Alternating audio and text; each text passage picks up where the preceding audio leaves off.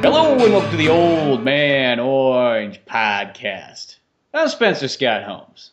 I'm Ryan Dunigan. How are you doing today? Oh, not too bad, usual day. I hear you have a sort of sad story to tell all. Yeah. Well, it's one of those things. Like I got this, and this is going to be so. I don't really know what to say. I'll just jump in. I didn't have anything really to eat today. I'm like, well, before I do the podcast, it's kind of lost track of time. Like I got to run to the store. I got to run across the street, just grab something to eat, and everything I could grab. I don't really know why I'm announcing this because I feel like I'm just putting a target on my back. But I bought a fucking bag of Cheetos, which I haven't done since like the 5th grade. A whole bag? Like one of that mid range from like small to Like, I guess you call the medium size. medium, yeah. And I just felt every bite. I just felt my soul crush. Am I depressed and I just don't realize it? I just kind of I feel. What I've I don't learned is know. if you are depressed, you most I feel likely will do full. something where you go like, you'll eat something that you normally would never have, eaten before. Like when you Well, have shouldn't common wake up decency, you'd be like, I want to eat Cheetos. I'm like, I'm above that. And then when you get to the point where you're like, I don't know, man, Cheetos is there. At least Chester Cheeto always says he loved me. Yeah. At least he reached out an open arm and gave me a hug and let me wear his sunglasses. Here, kid, this will make you look cool. Just some like kids, like just he's the guy that kind of hangs out at high school like 6 years after he graduated and tries to take all the kids under his arm. It's like, oh, should be cool, kid, even though he's technically not allowed to be within 100 feet of a school or children. So Exactly. Come here. no. Come wear the dark sunglasses really quickly. Come sit in my van, my Cheetos van. You like Oasis? Here, I'll just blare it for you. How about the Goo Goo Dolls? Yeah, doesn't it take you back to the 90s when they allowed me to have a video game on Sega Genesis? Oh, those are the good days. He just stares out like blank in thought for a little while, not like Chester. He just no look of recognition on his face, just blanked out, lost in thought. I remember into the 90s. Like, oh yeah, sorry. I was just thinking of the glory days. You see a single tear building up in the corner of his eye. Like on the radio, Glory Days starts playing really quickly by Bruce Springsteen, and he turns it down. He's like, no, can't listen to that. Reminds me of happy times. It takes me back to too precise of a time. Do you have your No, phone on? I what? Do you have your phone on? My phone's off. Turn it back on. I sent you a picture because this is part of a story I need to send you. So keep talking, and by the time Okay. your phone turns back on, you should receive that picture. Okay, well, I would show it to the camera here, but we've learned that just doesn't work whatsoever. No, I heard. Well, no. The one thing I'm nervous because I had these things because haven't been compelled to eat Cheetos since I was like in the 4th or 5th grade. So just buying a bag of these things, I'm like, this is like a gateway drug. Next, it's going to lead to Hot Pockets. Then it's going to lead to sticky buns, and it's going to lead to sucking cock in a bathroom for cheap junk For a food. bag So of Oreos. I'm just worried now. Well, it's really easy just to kind of like fall off that wagon just because, like a bag of chips. I used to think as a kid, like you could just give me a bag of chips and I could like last all day eating that and that only because I didn't know any better. It was the 90s. It was an uneducated time that I've come to learn. It's almost like a primal thing. You just kind of you also get to you try and justify it when you're younger, like well, that's all made of potatoes. Potatoes come from the ground. It's got to be good, right? Yeah, well, why would Chester Cheeto lie to me, man? I mean, fucking like, right? Come on, it's potatoes. That's actually probably corn by that point. I'm guessing that's corn. Oh, Is yeah, I it? guess that's true. That'd be Right. corn. Yeah, most things are actually corn. I guess unless it is French fries, potato potato chips. Yeah, obviously. Yeah, but corn. corn chips. Which corn? I read like in a study somewhere that we're not even supposed to eat corn. It's like it's edible. We can eat it, but our body doesn't even really know what to do with it. There's very little nourishment we can get from it. It's just like, oh, starch. I know what to do with this. Fat. Yeah. So Just like, here, pack some on. It's wintertime. it's all this shit you find out years later that apparently like we're not even supposed to eat dairy. Like dairy is just like was a delicacy or something like that. No. It wasn't. That's only the dairy thing is only if you're not super black or super white. If you're super black or super white, once again proving that Malcolm X's truth is that that the black man has created the white man is true because we can always eat the same things. It's the weirdest thing. It's like anybody from like Northern Europe and people from like deep Africa can eat the exact same things and it works totally fine. Now dairy is like the one. Now if you're Native American, you have like a zero tolerance for dairy. If you're like an Asian, you have like a 50% tolerance. Now, wherever you originated from, and then also like Southern Europe / Middle East, they have like a 70% chance that they can handle dairy. But if you're up north, Sweden, Norway, Finland, England, Iceland, so on, Denmark and whatnot, Russia probably, you got like a 90% plus chance that you can handle dairy. Mm-hmm. No, I see what you mean. So dairy's not bad for you. That's a myth. When somebody tells you that, you just go, look at me, look at me, look at my eyes. I'm as white as fuck. I can handle milk because it's as white as fuck. Or vice versa, if you're black, you will, look how dark I am. I can handle milk. I like how it's just the most bro-down guy. I didn't come from the Middle East or live in Italy. I like how it's the most bro-down guy. Like, I need some fucking milk, man. Milk. She's my fucking Jaeger bomb, I had well, this is becoming just reminiscent. I remember this one time I ate this thing I shouldn't have ate, but I remember last time I had a Jaeger bomb. That was a mistake. I was hanging out with Wes over at Lake Tulip that one time, and it's like, Dunigan, Jaeger bomb! He's not a bro, but it was just one. We were in the surroundings. You can't say Jaeger bomb without changing your voice to that. There's no way. There's no like, hey man, want a Jaeger bomb? There is no like, hey guys, gather around. How about a Jaeger bomb? There's no way you can kind of say Jaeger bombs later tonight. It's gonna be great. You in down again? That's almost. I'd almost prefer the bro voice over anything else. The way to say you, because at least it's fitting. It's kind of like I'm joining your culture for them. I'm not becoming one of you. I'm just participating in your culture. I'm like like a Nature Channel guy, not Nature Channel, like a Discovery Channel guy going and sitting down with like a tribe or something like that in some indigenous like country somewhere. Some indigenous bar, in the middle of the city. I shall observe them. I shall partake in their most sacred of drinks, the Jaeger bomb. Get over here, bro. The one I call Dylan invites me over. Dylan hands me a drink. Bro, you better drink that. You better not be a pussy. He challenges me. He is clearly the alpha of this organization. Dylan also wears a funny-looking hat. That's how I can always recognize him, even in the shadows. The one they refer to as Steve has a green M on his flat-bill baseball cap. It stands for the drink that they seem to worship. It's this weird, mysterious liquid of kind of neon yellow and neon green that they drink and get hopped up. Once they drink it, they partake in doing things they normally wouldn't do at a much faster pace. Then they decide to combine it with alcohol and get twice as crazy.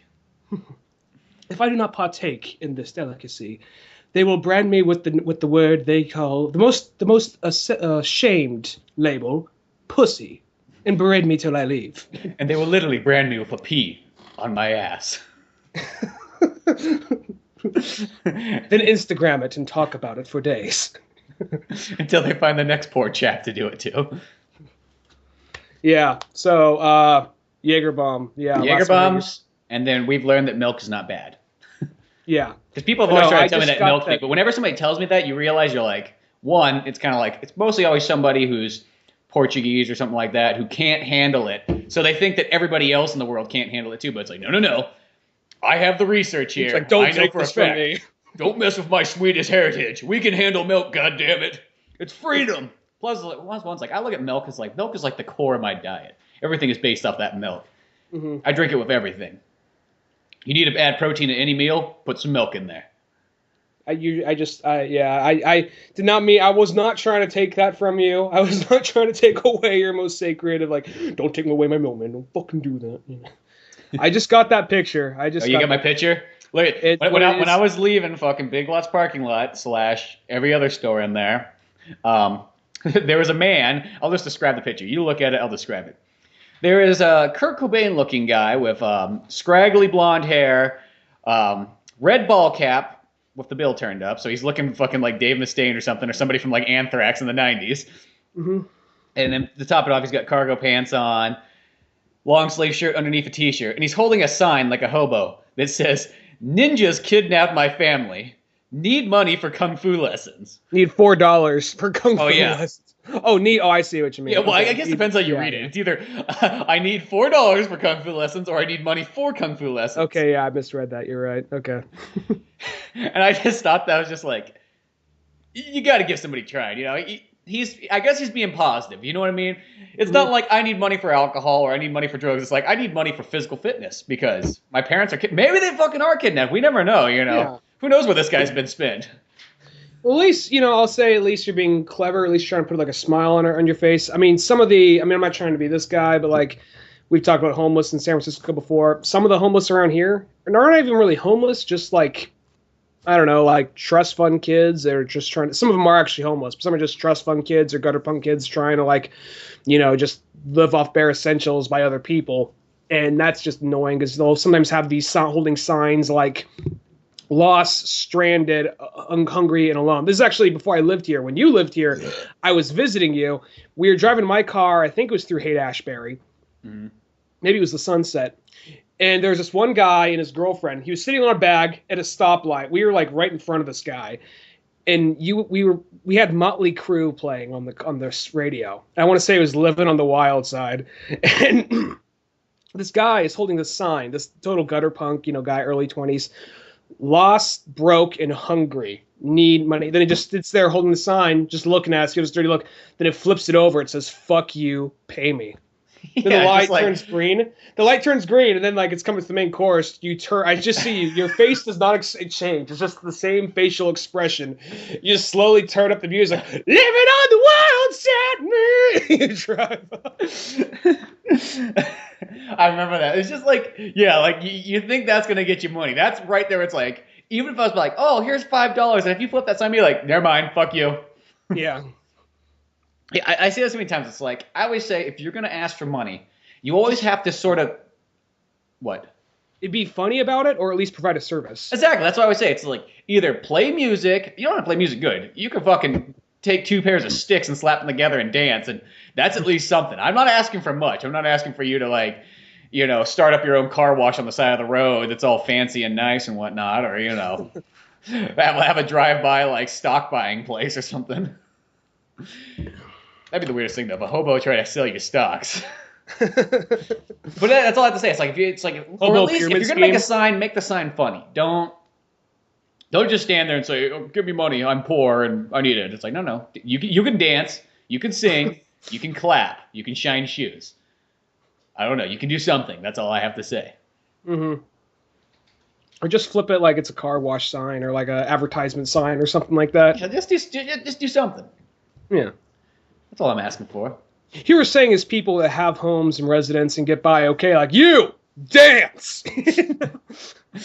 Well, it's like I remember like when we were in San Francisco, we used to play like music on the street, so I felt like we were playing a service. But then you get like some hobo guy who's like, "I can't fucking play guitar. You think you're better than me? You get that? Can't. All I can do is make a sign. Make a sign. I haven't had education." You're like, okay, we get it. We'll just get the fuck out of here. Did you guys just like? Would you have hobos like, "You're on my corner, man. This is where I beg"? Would you get that shit? Every once in a while, you get some hobo like that. Be like, "Yeah, well, Mr. Wall Street guy over there fucking gave me $20 for playing a David Bowie song. What'd you get?" He just spits in your eye. Now you have AIDS. Then he runs off. And he flies away. It's like, what, did that hobo just fly like a bird? Yeah. They have their ways. They have their ways. No. That's okay. If that spit passed through the air, the oxygen would cut out the AIDS. Oh, that's good to know. I know. Yeah.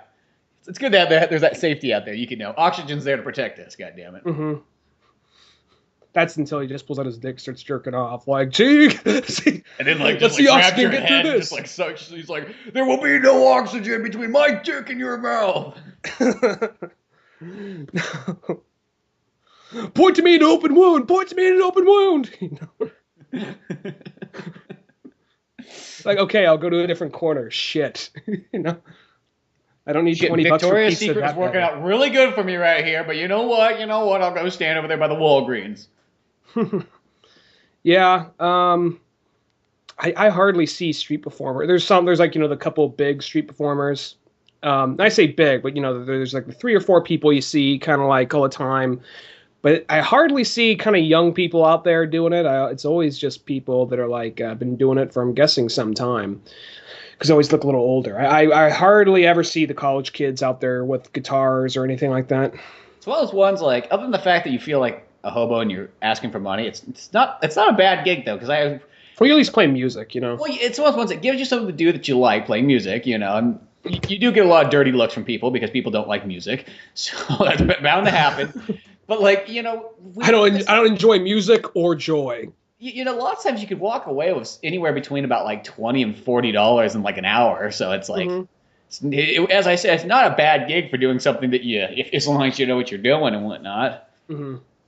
Also, probably depends on the area as well. Yeah, I bet you couldn't just do that anywhere, but like, San Francisco, Union Square was always a good area for that. I see them. That's one of the main spots I work, so I kind of see that every so often. But it's always just like I said, older guys. It's very rare. I remember when I was younger, I used to see young kids doing it all the time. You guys say young kids, like people our age to like early 20s, maybe 18 or something. But I don't even see that anymore. I just see the same couple of guys, from like you could tell like the Fillmore or like or like the Edge of the Tenderloin coming out here playing the drums for a while or something. Yeah. Mm-hmm. It's always the weird one with the hobo lifestyle is when you get those people that are they're like rich hippie kids, but they're like, I'm just living like a hobo because I want to see what it's like the experience, man. Like these that people don't have like when you see that, you're like, no, you don't just choose to be a hobo. I'm sorry, it doesn't fucking work that way. You have to have tragedy, like Robin Williams in The Fisher King. That's the only way it works. Goddamn. You had to see your wife being blown away with like a shotgun, like right in front of you. It's one of those things like it's when you see there's that, but it's also kind of like there's the kids that are just like they act like they're hobos and they want to live like they're hobos, but they have a trust fund just to lean on just if they need to. You know what I mean? If they can't like find somewhere to crash that night or their stool is taken up, they got a trust fund so they can go to a cheap motel for the night and call that good. And like that's bullshit right there. You know what I mean? That's just cheating. Yeah, you know what I mean? So you got to earn to be a hobo. You got to earn to be a hobo. So that right there just annoys the fuck out of me because in a lot of the Golden Gate Park you see a lot of just like, I don't know the people. That's like the worst place because Golden Gate you get all like those like they almost feel like wannabe hippies. You're like that they're not real hippies. I mean there might be a couple real hippies in the bunch, but you're never gonna be able to tell because there's so many people that are just there wannabeing. Well, I think a big difference of it, not trying to, I'm no expert of it, but I think the biggest difference between, I guess, hippies from the 60s and wannabe hippies is, like, keep in mind, I'm no drug expert, but they were taking, LSD and psychedelic mushrooms and whatnot. These hippies are taking pesticides and Oxycontin or whatever, you know what I mean? So it's like a different kind of basically pesticides one of the main things for meth, and that's just going to make you more aggressive, more agitated. So, that's another aspect of it. Well, the main thing I always say is like, this is a definition between a true hippie and a poser hippie, I guess. A true hippie is a freedom fighter that gets shit done and, is proactive and is out there making a difference in the world. Whether they're stopping dams, fixing the environment, cleaning shit up, cleaning animals that have oil on them and whatnot. They're doing something.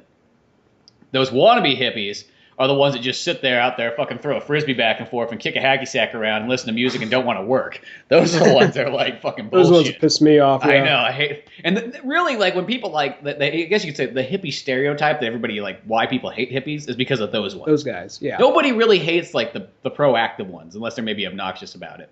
Mm-hmm.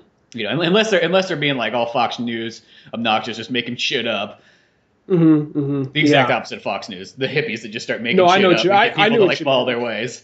Because if there is anybody that's on the side of the hippies, it's Fox News, totally. Yeah. I would laugh if there was like some guy, just picture on Fox News, there's some person like wooden like beads, like just like all tie-dyed out, but he's like as conservative as fuck. like more conservative than anybody on Fox News. It almost sounds like the Dave Chappelle skit where like the black guy who's racist, but since he doesn't know he's black, white supremacist. It's like this guy who's like he's so conservative, but he doesn't know he's a hippie.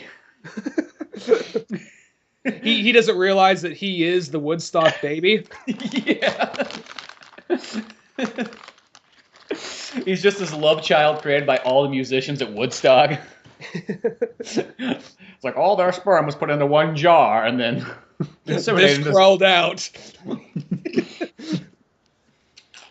It wandered its way over to a belly dance wear store, clothed itself there.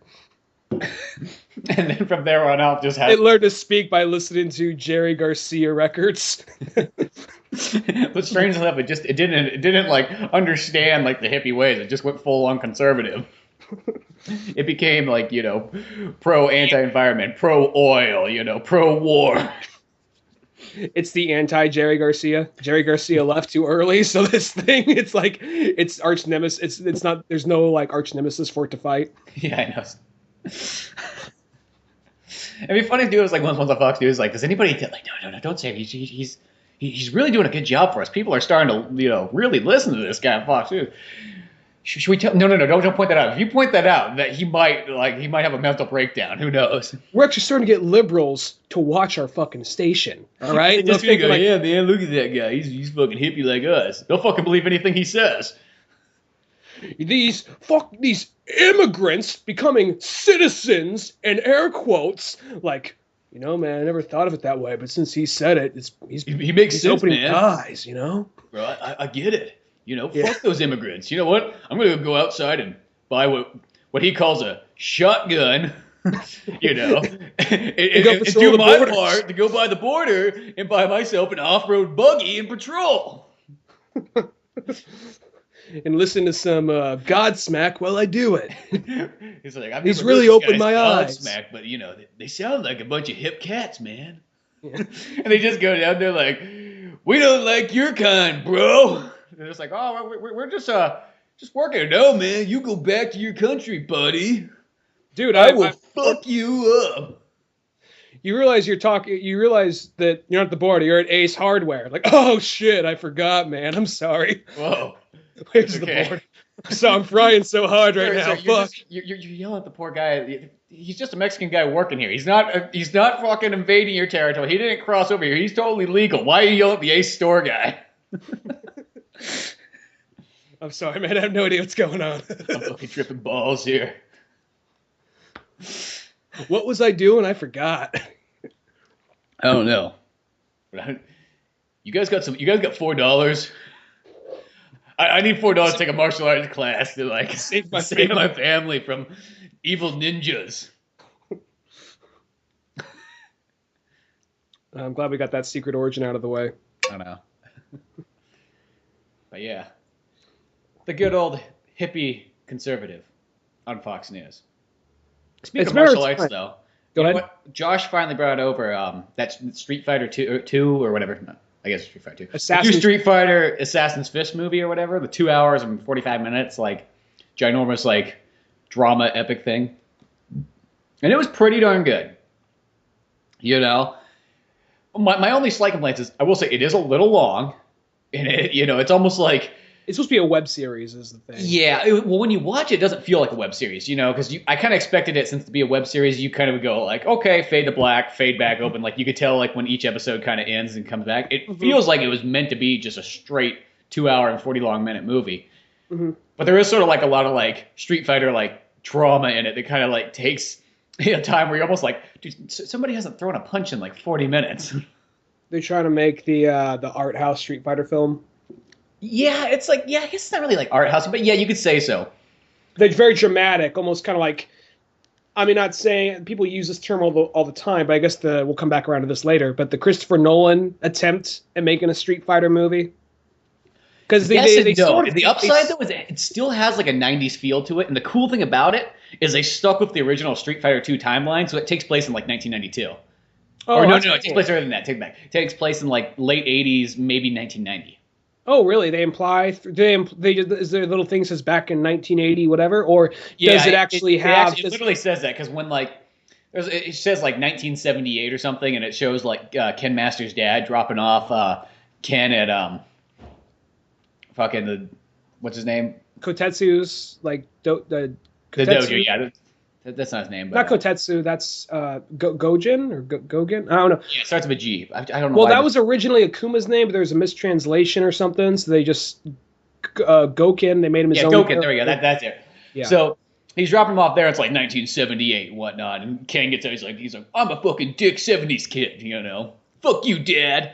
And he's got like 70s. He really almost looks like, I don't know, like almost like Jay, like when they show that like. When they're little babies, sort of, even though I know they're like... Jay and Silent Bob. Yeah, and Jay and Silent Bob Strike Back. except for he's like 10 years old. And then kind of like Ryu standing there, he's like, "Hi, my name's Ryu." He's like, "Yeah, well, fuck you," and just like punches him. And then Ryu just turns around and punches Ken in the face. It's funny because Goken and like Kid Master's dad sitting there, he's like, "There we go, Ryu, good boy, knock some fucking sense into that kid." And Kid Master's dad's like, "I need you to take care of my kid. Like my wife fucking died, and I'm not really so good with kids. I got a business to run and shit, so." Here. I'm not used to being this, thing he calls dad. He keeps on calling me. I don't know what the fuck it means. Makes me uncomfortable. I never had a dad. I was raised by a butler, so. I was raised by a butler and money. I had money dad. He would stroll in the room and slap me around a couple times. He'd give me a big slap and drop a big wad of hundreds in front of me and just walk out the room. He said, "Make something of yourself, boy." Sure enough, I did. Anyway, yeah, you're his new dad. Thank you. Bye.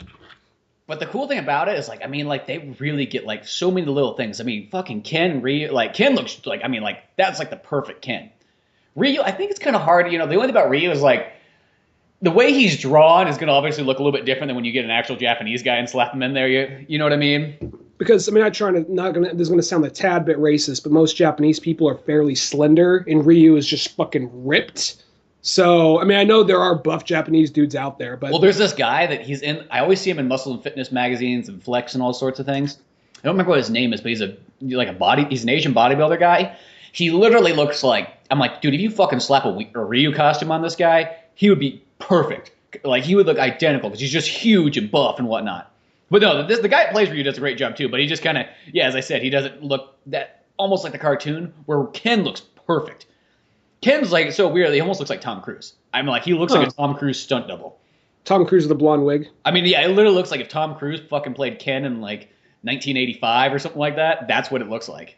That's pretty cool. So he does a good job. Even though the weird thing about it, I've ever any little staples, he pulls a tape deck or something playing 80s music or anything like that, or yeah. Well, Ken, he's got this kind of jacket on. It's an 80s one, and they have this really cool scene where they get the mail in every once in a while at their place, and they open it up and they're like, "Oh, sweet, Mega Man 2," and they go over and they put it on their Nintendo. And the first thing I said is, I looked right at it. I'm like, they're in Japan and they have a Nintendo, not a Famicom. And then I remember Josh, he's like, well, probably his dad sent it to him. I'm like, oh, okay, well, that makes a little bit more sense then. that was my first little poke in the, it was just wait a second, but no, but they have kind of little nods like that. I don't think they have any soundtrack stuff, because the soundtrack they use actual Street Fighter remixes and whatnot, so that's kind of cool. But but they even get down the characters it's kind of this weird thing. They sort of start off looking sort of like they're alpha characters, where they're wearing Ken's got the yellow gloves and Ryu's got the red gloves with the white band. He's got the white band, but as the progresses on, then Ryu gets the red band, and then they both get the brown gloves, and then even Ken because he has the long hair at the beginning with it kind of tied with the little red ribbon, and then so he looks like Alpha Ken, and then as he gets on, he cuts his hair towards the end, so then he looks like Street Fighter 2 Ken. But just a lot of little small things like that, which are really cool, I thought. And then whenever they have a fight scene, they're great.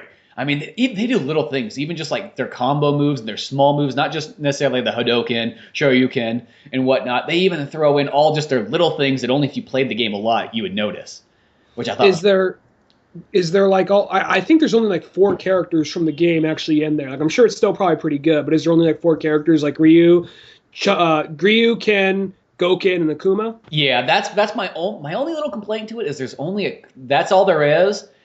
And the part that kind of bothers me is there's places where you could totally drop in a character. There's one part where they're Ken's come on, Ryu, let's go sneak off to the bar or whatnot. You could have I don't know about this, Ken. He's like, don't make me beat you.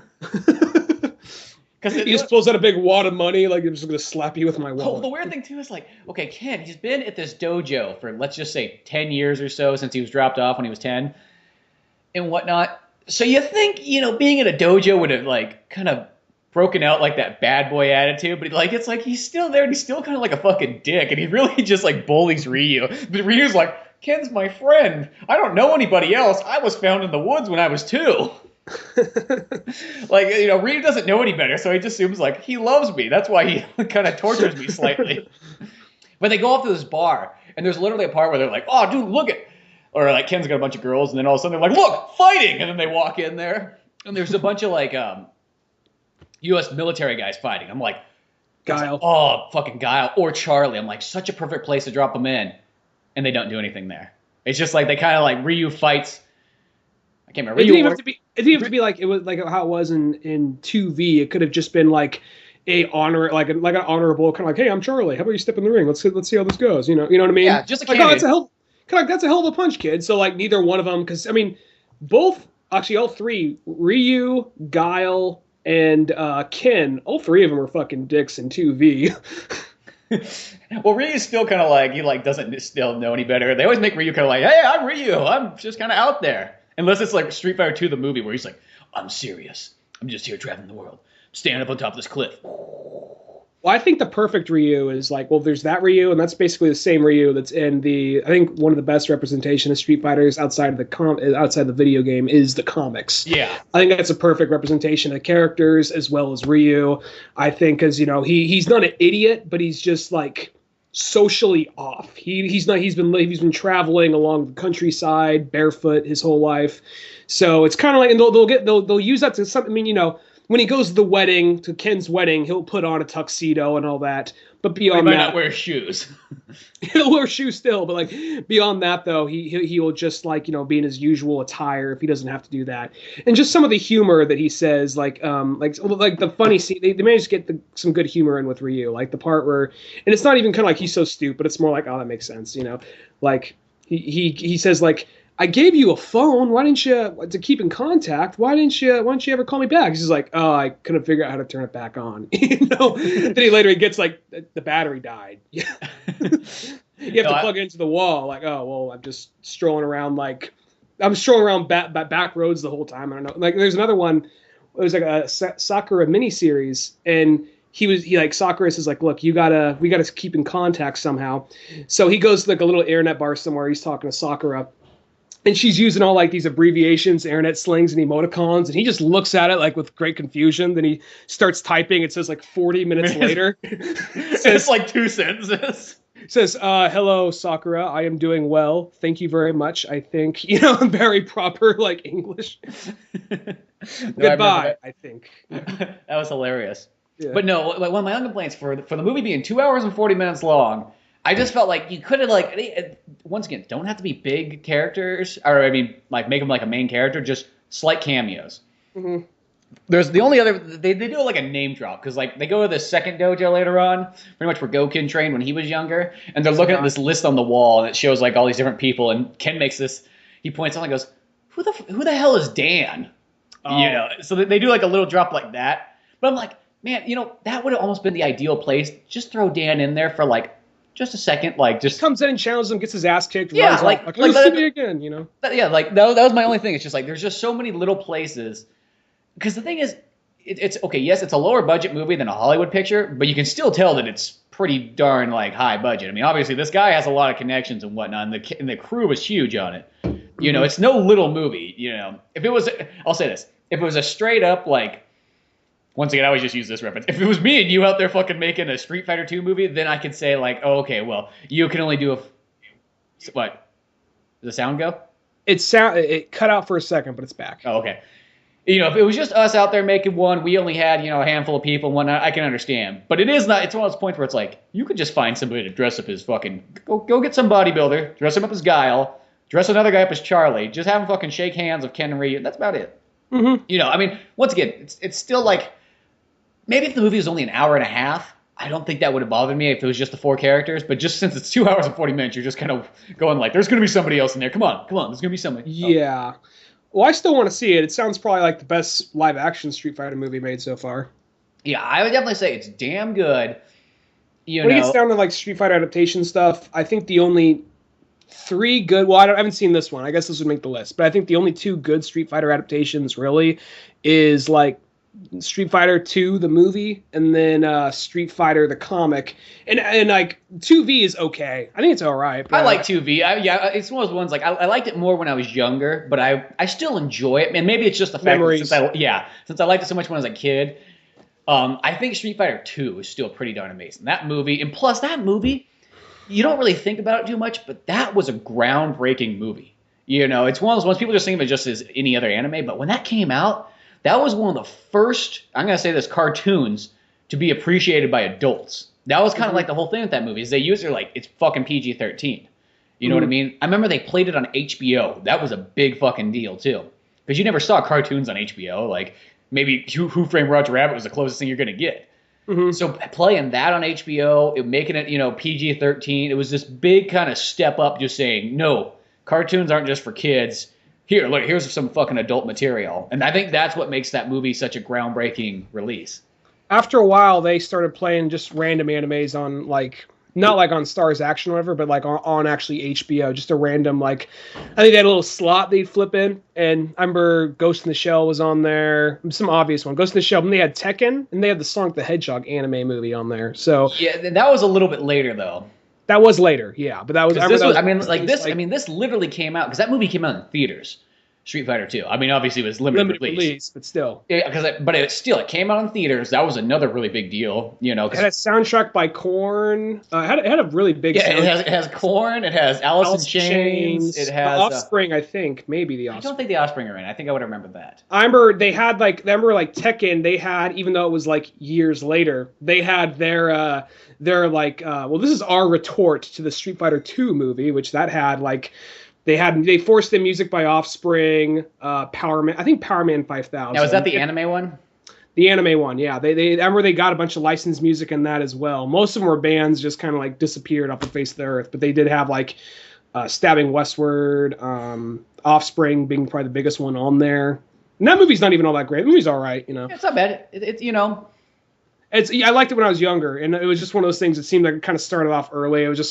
It was going off of Tekken 1, and what I knew by that point was primarily Tekken 3. So I was like, where's Jin? I want Jin. I don't know Kazuya. He's not even in that one. I don't give a fuck, Yeah, I haven't seen it. That's not the movie's fault. That's not the movie's fault, but that's just, as it went on, it was all right. Because I know Kazuya later becomes a bad guy. So I'm like, why am I watching his big rise? And you know what I mean? So yeah. It's one of those ones. I'd like to see it again, though. I haven't watched it in years. But no, that Street Fighter Assassin's Fist, you should go check it out. It is really damn good. I would recommend it highly. Pretty darn close to being a perfect Street Fighter. I think my only thing is if they just threw a little bit more fighting in and a little bit more extra characters. But other than that, though, they just do a great job on Ryu and Ken, even though there is a part where Ryu and Ken aren't in the movie for 40 minutes. But they do it. The Akuma origin story is probably the selling point, I would say, of the movie. They really go into detail from him and Goken growing up from being little kids. And, going through all their training and whatnot, and then to the part where Akuma gets thrown out of the dojo, and he goes and fucking trains in a cave for a couple years and gets all big and buff and Kuma-like, and then learns the Dark Hado art and whatnot. And that stuff's all really badass. There's great stuff there. Now the only downfall though is this movie. I guess maybe this is almost in classic Street Fighter form. Just like the Sonny Chiba Street Fighter movie, it has that same ending. Yeah. It does that thing where you're I think the worst part about it is they build up this Akuma thing. Because once again, you're watching this movie for 2 hours and 40 minutes. It's fucking epic. And you're watching this whole origin of Akuma, and they're planning out Goken sends off Ryu, and he's like, you guys get the fuck out of here, get the fuck out of here. He doesn't say that. He's very calm, you get the fuck out of here. and then he's like, Akuma, you come back in 1 week and we'll battle. He's like, okay, I'll do that. Fuck it. I'll go back out. So I really want to do it today, but I guess my agenda's not that clear. I'll go hang up. I don't got a whole lot to do. What I do is I sit in a cave. I do push-ups for 8 hours. When I'm done, I jerk off. That's what I do. That's what I do 24/7. So I go outside. I Hadoken a deer, and that's my dinner. One thing was so weird is because there's a part towards the end of the movie where they're Ryu and Ken need to finish their training, and they're okay, for 3 days you must go out into the wilderness and survive. And they've already learned the Hadoken, they've already learned their general moves. And they're walking off, and they have a bow and arrow and whatnot. I'm after you fucking learn a Hadoken, why the hell do you need a bow and arrow anymore? I would just go out there and just there's a deer, Hadoken! I need to go fishing, Hadoken! It even shows Akuma. He's out there when in some of his training montage, he fucking goes out, he's in the river, and he just shoots a Hadoken right into the water and just scoops up a bunch of fish. That's cool. I think he Hadoken's they don't show it, it's off screen, but I think he Hadoken's a deer and everything too. But it's why do you need a bow and arrow when you can throw fireballs everywhere? I think just because, I don't know, probably it's more training and discipline and other aspects. You can't just Hadoken your way through life. Yeah. But yeah, that's the only thing that was like they built up this huge thing. It was like, oh, they're finally gonna fight. They're finally gonna do it, man. I've been waiting for action for so long. And then it goes right as they jump into each other. It cuts the credits, and you're like, oh, they pulled the Street Fighter fucking like ending. It's almost like one of those ones. It's like, now give me more money so I can make a sequel. Just a little picture of Sony Chiba with his arms up, like, remember this? Kind of pops up in the corner of the screen. Fighter reference. For some reason, he laughs like the fucking Count from Sesame Street. More money! Goes down. Which I really think, though, it's like, the upside of this movie, though, I feel this movie will be, I guess, the calling card that he'll make, that hopefully he can get a huge budget and make the most awesome Street Fighter movie known to mankind. Because I think that, let's just say, like the next one he made, which he'll probably make in this style, I guess, in the kind of like the long, I guess, episodic form. But even if he just said, like, they're like, this was so fucking good, we want you to make a Street Fighter 2, movie. And just think if he was going to go out and make this, like, 2-hour plus long, like, Street Fighter 2 movie from, like, what their, like, journey is after this, I bet you he could make an amazing story off this. Because you could totally tell that... He probably already has 2 and 3 planned out. Yeah. Just not getting the money after this. Which now knowing that, that's kind of what's riding, like the sales of this thing, riding on the possibility of a second season or whatever. That almost kind of guilt trips you, like, I should probably go out and buy it if I want to see the second one, I know, I feel like that too. It's like, it's like $26 or something I saw at the store, but it's like, it'd be worth it just to support it. And it is, as I said, it's really... You're getting a lot of content, 2.5 hours of Street plus Fighter special features and all kinds of stuff. So, I mean, there is a lot. You're not just getting a little thing. It actually, what it reminds me a lot of is that Mortal Kombat Legacy thing. Except for the Legacy one's all like in little episodes, where this one's just one straight long movie. Well, I think that they're kind of realizing the fans, even though this guy has some connections, fans kind of know how to make it better than other people. Because what happened was, even though I think Legacy eventually went and did something more closer to the game, the guy almost presented it like what was it? The calling card for Legacy was like a 5-6 minute short that was, what if Mortal Kombat was realistic, and kind of like a fucked up Christopher Nolan movie. And then I think they said, no, that's good. We see the potential, so why don't you actually just make it like the actual video game, which I never saw it, but that's what I heard. And what happened, because they had some nice special features on that first one. The second one actually came out, but I can't find it in stores. I guess I gotta go online and buy it. But and this dude did that with the Street Fighter Legacy thing, the little 4-minute thing with Ryo and Ken fighting. But sorry, go ahead. Yeah. But in the Mortal Kombat one, what the guy did is he just started making fan-made videos, and he said, he's like, I just made it kind of realistic because obviously that's easier to do, So he did the one with Scorpion. No. It wasn't. It was way before those ones. It was Jax. And I want to say Sonya, and there's like a 2-parter, and he did that first, and Warner Brothers came by and whatnot, and they're like, oh, this is so good, fuck, we'll slap our name on it and take percentage, and you just keep making more of this shit, so that's what he did. So he just started making one, like in the first one, each episode, there's either one or sometimes some of them are 2-parters, and they range from like 6 minutes to like 12 minutes. They got the guy just fucking writes a script and just says, fuck it, that's it. Who's going to tell me? The one I saw, it was like, you didn't know who was being interviewed, but Jax and Sonya were interrogating somebody. He says, like, yeah, there's a secret underground like group of fighters, and they say there is Baraka, there is, and it goes down some of the more fucked up Mortal Kombat villains, and then it ends with they were talking to Scorpion the whole time, and then goes like, Mortal Kombat whatever coming soon, Mortal Kombat, whatever. I don't remember what it was called. There was some name, I don't know, Mortal Kombat Legacy or Mortal Kombat shit's fucked up. I don't know, because they made it extra fucked, like Reptile, like they basically made him like Croc from Batman. He was like a guy with like a weird fucked up skin condition, but he was like a cannibal and he would eat heads or something stored in his. So it was almost kind of like you're watching like almost a the way it looked like you're watching a slasher flick.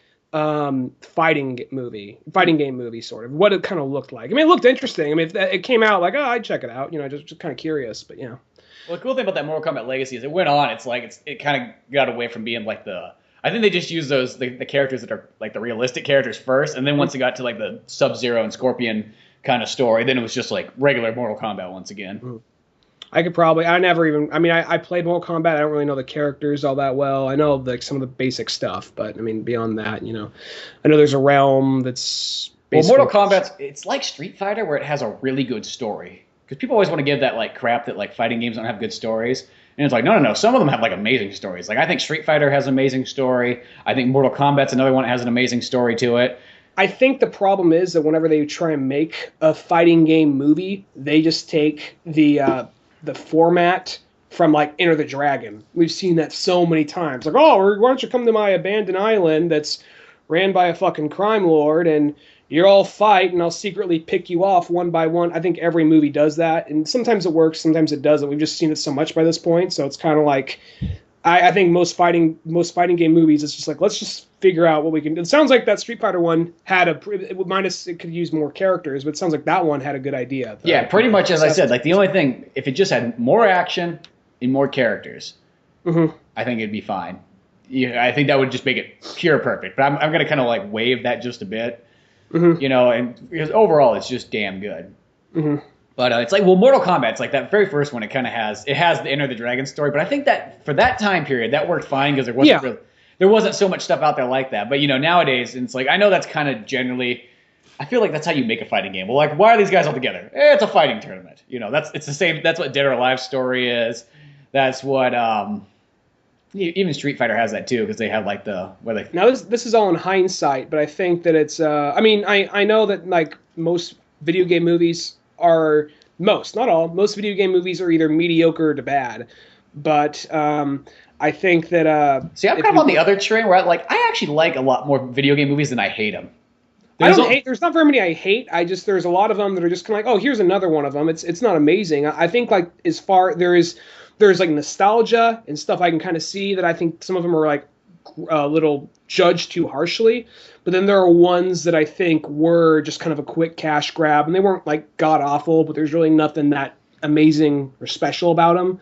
And I think that by this point, I don't know. I think we're starting to kind of learn about I think people are starting to learn how to make a better video game movie, but I think it's kind of like coming mostly through smaller projects like these guys doing the Mortal Kombat thing, doing the Street Fighter one. Yeah. Ridley Scott is producing a Halo miniseries for the Xbox One channel, so who knows how that's going to be. I'm sure it's going to be good. But there was that one Halo miniseries one that I rented it off Netflix and it was live action. Yeah, I thought it was stupid. And some people seem to like it, but I was like, the whole time I was like, where the fuck is Master Chief? I didn't come here to see some little... That's fucking dumb to me, because it's I didn't come here to see some stupid little boy, training in, the Halo Marines. Was it like Master Chief as a kid? No. Raised? It wasn't like... No, I'll tell you this. I only watched the first couple episodes, and I was like, that's fucking dumb, and I, sent it back.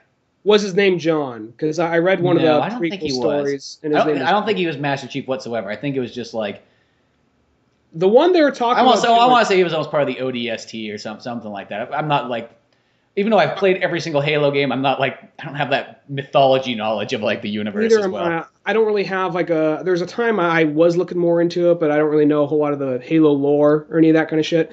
I read the first book, I think it's called Until Dawn or Fall of Reach or something like that. It was the first of the I'm sure one books set beforehand came afterwards, but this is the first Halo prequel story that came out after the game did. Yeah. And it was John, it was Master Chief's story and how the Spartans started and all that. And you could just make a movie about that. Maybe that'd be sweet. Down or shorten it down. Or the one they were talking about doing, which this could work, it just you don't want to do it too much of that. They were talking about having a movie, this is when they were first talking about doing the Halo movie. It was going to be a ragtag team of a bunch of troops, just a really poor ragtag. I never played Reach, so I don't know. But that's pretty much kind of like what Reach sort of is. Well, it's a ragtag team that basically they're not Spartans; they're just regular troops, and they just they're in the middle of the shit. And Master Chief kind of comes down is the guy leading them, and he's not so much of. He is the center. Everything's following around him. He's like Nick Fury. It's more from what I heard. Granted, this is just going off rumors on a movie that never came out, but it was like he was the one leading them, and he was cut off very emotionally. He was just basically like he was basically Terminator. Everybody else is John Connor and surrounding characters. You know, Just he like, was. don't worry, guys. I'm just gonna go fuck my like android and it's the back room now. You guys go off and do that mission now. I got real shit to do here. I was talking about I wasn't talking about the prequel like Sarah Connor shit. I was talking about the real Terminator. No, no, but like Speaking of Terminator, I got something funny to say once you're done. Okay, but like no, it was like the rumor was what the script was. It was basically him going in as like this bit as like the guy leading them because they didn't want to give Master Chief a personality. He was just a killing machine, which is the way I think we all want Master Chief to be. And Master Chief, I'm killing and fucking. That's what I do. He's just bobbing his head, saying that to himself. Like I'm driving my warthog down the road, blasting up some gouge smack. Fuck you, alien. I'm a space Republican. Space Republican. My space buggy. I'm a space Republican. I'm gonna run over all your little children. He's ready to see him like just plowing down a bunch of grunts, you know. Like this is the most. Once again, I don't really. This is the most personality we get out of Master Chief. This is the most personality we're gonna give him. Beyond that, we'll be like, stick to the mission, stick to the plan. There's no time for that. We need to move on. Beyond that, beyond those words, he just has one or two moments where he's just gotta hum into himself. He's like, now I'm on an ATV. With like twin machine guns. There's just a guy in the back, and there's a guy in the back, and me shooting an RPG. Someone should tell him to shut the fuck up. Like, no, you tell him to shut the fuck up. Are you gonna tell him? Master Chief, like he's the master. Yeah, Master Vader. Yeah, come on, guys, join in, fucking circle jerking. I wonder if they're gonna they somehow fit in teabagging jokes like after he says like, all right guys, before we continue the mission, he just presses the switch on his like suit and just the bomb goes bloop and opens up and his balls just hang. Well, you know like how in the game people crouch over. Yeah, like as it's like, okay, before we continue with this very dangerous mission, I need to stop and teabag every single alien I killed. And there's just this whole field of just dead aliens. We're gonna be running around, just going, oh yeah. Runs to the next one, just goes, yeah. You like that boy, don't you? Maybe that's why this Halo movie never got made. But yeah, it just blows my mind. It's something as big as that. As big as Halo never got made, but they're still like, we're going to do fucking Tetris. Oh, Max Payne. And Alone in the Dark. We did that. You know, when you really think of movies like that, it's like, I think the difference, though, is the properties for the games that aren't nearly as popular are much cheaper. Yeah, so it doesn't cost you. To go make a Hitman movie doesn't cost really anything, you know what I mean? But to make a Halo movie is going to cost a lot more. Well, every once in a while, because before you could tell they were just doing a pretty cheap movie. Every once in a while you see they did a big budget one like Lara Croft, or well, that was kind of the big period where they did Resident Evil, they did Tomb Raider. Well, it was even Resident Evil. Was that even like a big budget? Like it wasn't like small, but was that like a mid-range one? Or was that I guess what I'm saying by big budget is it was like a major theater release. And then as those movies like Tomb Raider, Resident Evil, they all did really good, you know, money-wise. So that there was that little time period where they're like, oh, these video game movies are actually working out pretty well. For some reason, I've drawn a blank on what else came at that same time. Well, this is afterwards, but I guess the last big video game movie, which is probably one of the lesser ones, unfortunately. Prince of Persia. Prince of Persia was the last really big video game movie, and the movie that has about 10 minutes of good Prince of Persia scenes, and the rest of it's like has nothing to do with Prince of Persia. Well, I don't really remember his name in the video game, but I remember in the movie. I know in the movie they called him like Dasan, and it was like, okay, his name is Dustin. Like, oh, well, it takes place in ancient Persia, so like, all right, Dasan. We'll just, that way no one gets all racially offended, Well, I remember because we don't know it's supposed to be Dustin. In Sands of Time, he says his name at the very end. I remember writing it down because I was like, dude, I'm never gonna fucking remember that. So I wrote it down just, I think, to tell like Josh or somebody about that. I was like, dude, listen what this guy's fucking name is. It finally says it at the very end of the game. Mm-hmm. But that Prince of Persia one was one of those ones like I kind of hope for the best because I was like, that seems like something you could make really. And then it's like, oh, it was. Yeah, just. Well, and everybody. There was literally there was 10 minutes of this fantastic Prince of Persia stuff where he's fucking running on walls and shit, but that was about it. And all the leads in the movie were white people with spray-on tans. All the real Yeah, Persian like- people were the people tripping over their balls, getting shot in the ass with bow and arrows the whole movie. Yeah, that one is like, I could see those. There's the ones like I one think, or two cool moments in that movie and a handful of like cool acrobatic scenes. Beyond that, it was just whatever. I cut Yeah. you off. I'm sorry. What were you saying? I was saying like that's one of the ones I think that's like, there's a handful of ones I think that are not very good video game movies. But I do feel like, there's about probably 10 of them that I would say I actually think are pretty enjoyable. I'm not going to say they're, amazing movies. We haven't had our like Raiders of the Lost Ark or Star Wars like video game movie yet. But, I like the Mario Brothers one. I like both of the Mortal Kombat ones. I like Dead or Alive. I like the Resident Evil ones for the most part. I take it for what they are. The Tomb Raider ones, I remember them being, good enough. I'm not saying, once again, they're not amazing movies, but they're enjoyable. Number 2 was one of those movies I didn't really want. I saw one in theaters and I was a little disappointed. Number 2, I got kind of dragged to because I was going to go see Terminator 3, but then somebody was bringing their kid sister with them. So like, oh, we can't go see it because it's rated R, so we're going to see this instead. I'm like, oh, that's fucking bullshit, but okay, whatever. I was a little agitated, but plus in hindsight, I will say this because Terminator 3 is really just like a borderline PG-13 movie.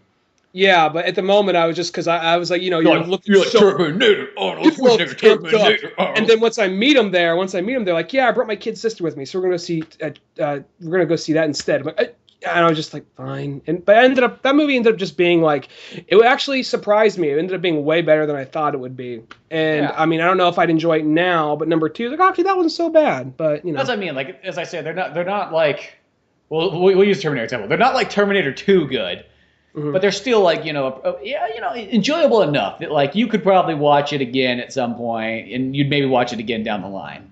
Yeah. Speaking of Terminator, though, there was this thing that they were talking about.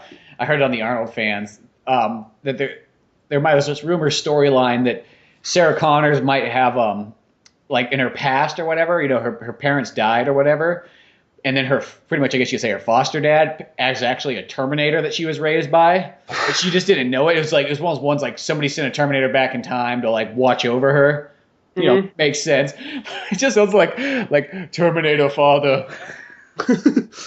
All I picture is like they even said this too. They're like, that sounds like a sitcom. I was like, oh my god, I would so fucking watch a sitcom with Sarah Connor and the fucking Terminator father. Okay, Dad, I'm going like, well, then where the fuck was Terminator Dad when shit was really going down? Yeah, what happened to Terminator Dad? Like, did he get like fucking in like a insane asylum for so long?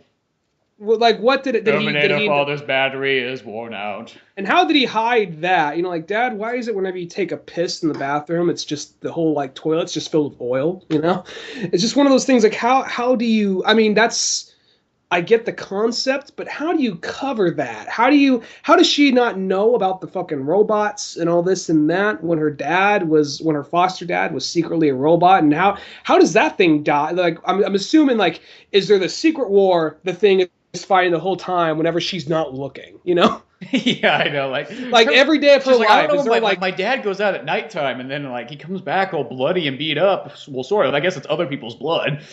He's like a Terminator. I mean, a man has needs that he must do. Go to sleep. I will stand over and watch you. Strange enough, I don't picture it as Arnold Schwarzenegger. I always picture it as just some other Terminator. It's got to be someone else. Otherwise, she'd be like, this guy looks like my fucking dad. Yeah. Boy, that guy that came to kill me looks just like my dad. There was one thing that, like, thing they're talking about doing, which was, I mean, here's a problem with a lot of, like, I think just movie studios. Once one thing doesn't work, rather than try and say, okay, let's fix it. They just abandon it and just say, let's try something else and pretend like it never happened. That's something that's been happening lately. Because one version they were talking about, I mean, now it looks like, I saw like some screenshots of the next Terminator movie, and it looks like it takes place during like the war. So that's good. So maybe they abandoned this. But one idea they were playing with for a little while was, it's going back to, we're sending robots back in time, but this time it's set in the 40s, and it's the parents of Sarah Connor, and they're just trying to outrun a robot again, only it's in the 40s, and it's the parents of Sarah Connor. It's just like, No, we don't. We already had a movie that finally takes place in the war. Maybe it didn't turn out as much as we all hoped, but still, which I still like that one. I still like. It seems like a lot of people don't like Salvation. I actually one of those ones. It's like it's better than I think that's. Yeah, I will say that. You know, the only thing that could make that movie better. I mean, like, yeah, I mean, obviously there's little things, but like, if you just threw Arnold Schwarzenegger in there, and he's pretty much in there as like a CG cameo. That's all he needs to And be. I will say this, like, that was good enough for me. And the one thing is, even though like Arnold Schwarzenegger is my all-time favorite actor, and he's like my other hero with Batman, I will say I like Terminator enough that even if Arnold Schwarzenegger is not in it, I will still watch it. You know, it's like the Sarah Connor Chronicles, like that kind of spin-off. I say spin-off because it's not in the regular canon of Terminator. It's kind of like more like, since it's time travel, you can always have what-if things. But I still enjoyed that quite a bit. I thought that was good. But I remember when as a kid, though, like, it makes sense why Terminator 1 takes place in the 80s, because it's a low-budget movie. You're not going to do a futuristic thing. That futuristic scene's like the most expensive part in the movie. It's, you know, there for less than 5 minutes. But I remember watching Terminator 1, too, and as a kid, the whole time, I'm like, dude, for what they got to do is just make a Terminator movie that's all in the future. Because I thought that was like the coolest parts of 1 and 2 was whenever they're in the future. I'm like, that is so fucking badass. I would love to see a movie that was all in the future. And then we got Terminator 3. And it's like, well, Terminator 3 is still pretty good, but it's once again, it's just in the regular times. It's not in the future. Mm-hmm. So when Salvation came out, and I think that's maybe why I like it so much. It was like, that's what I wanted, that Terminator movie that was all in the future the whole time. You know, we don't get mountains of human skulls, but maybe like we just got to go to the right like spot in that world to see that, because that was the one thing. I was just kind of like, they didn't have like a big giant, because it still looked kind of like, it didn't look super Terminator-ish. It still looked weird and kind of messed up, but it didn't really look. Didn't have that blue hue to everything. Didn't have that blue hue to everything. We didn't actually have piles of human skulls, which I don't know. That may have pushed it into an R rating, which fuck it, it's Terminator. It should be R. Yeah. Maybe the next one, though, maybe that's like Cyberdyne's main headquarters, and we'll skip that, you know? Sadly enough, Terminator Genisys might be PG-13. I believe it. They keep saying that, and one of the actors even said that, too. He's like, I think it's going to be a PG-13.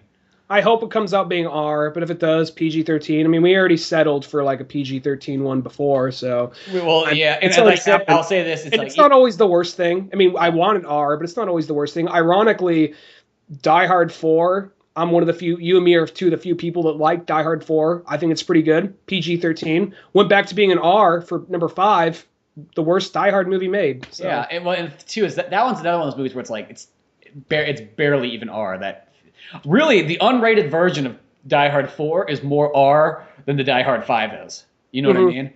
Yeah. And well, it's like, and I have to say this, is Terminator 3. That movie in itself, nowadays, I think it actually would be PG-13.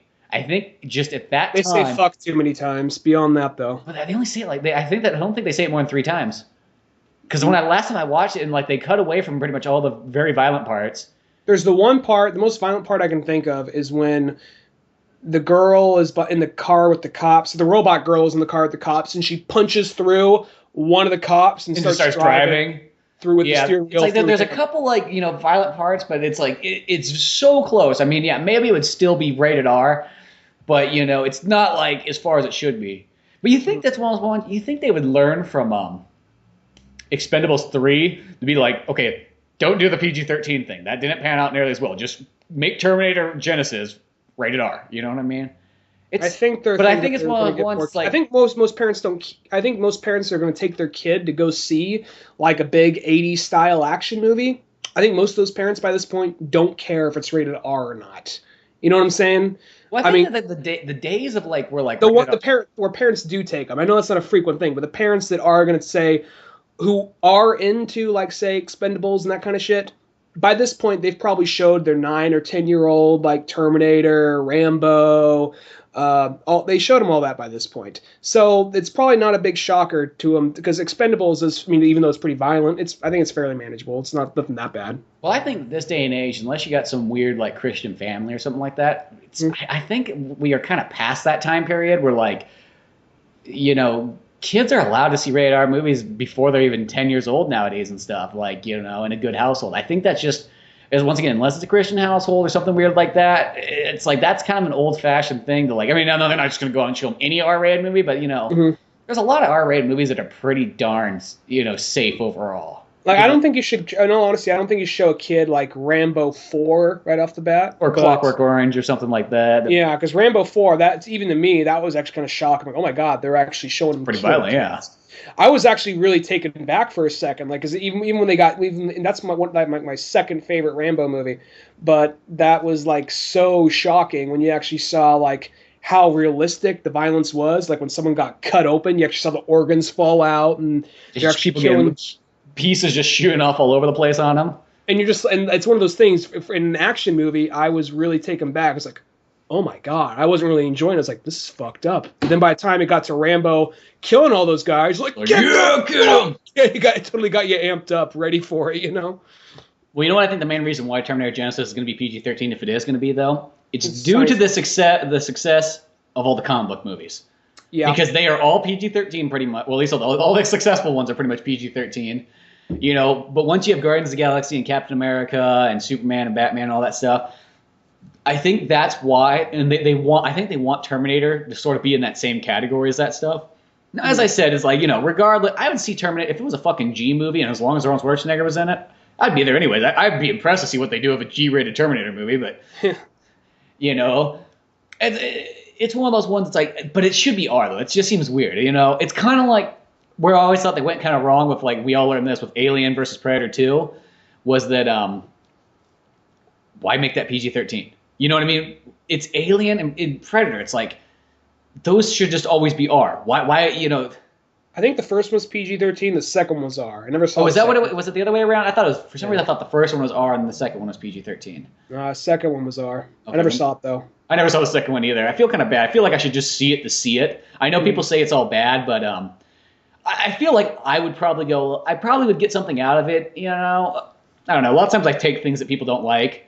Here's a perfect example. Speaking of Alien, I've been wanting to play this for a while, but you know the Alien Colonial Marines game that everybody gave so much shit to? Yeah. RJ had it, and I was like, dude, can I borrow that from you? I've always wanted, I just want to play it. I just want to see what's wrong with this game. I played it. I beat it. There's really like nothing fucking wrong with that game whatsoever. I heard it's a functioning game. It was just really falsely advertised. They changed a lot of shit, made it way too easy. That's what I heard. I never played it though. I'll tell you this. I thought it was great. You know, I mean, like, yeah, there was maybe a couple little graphical errors. There was like this one part where you have to sneak past these certain xenomorphs that kind of like pretty much they'll crouch down and then you start walking. Then once they stand up, if you just stay still, they won't see you or whatnot.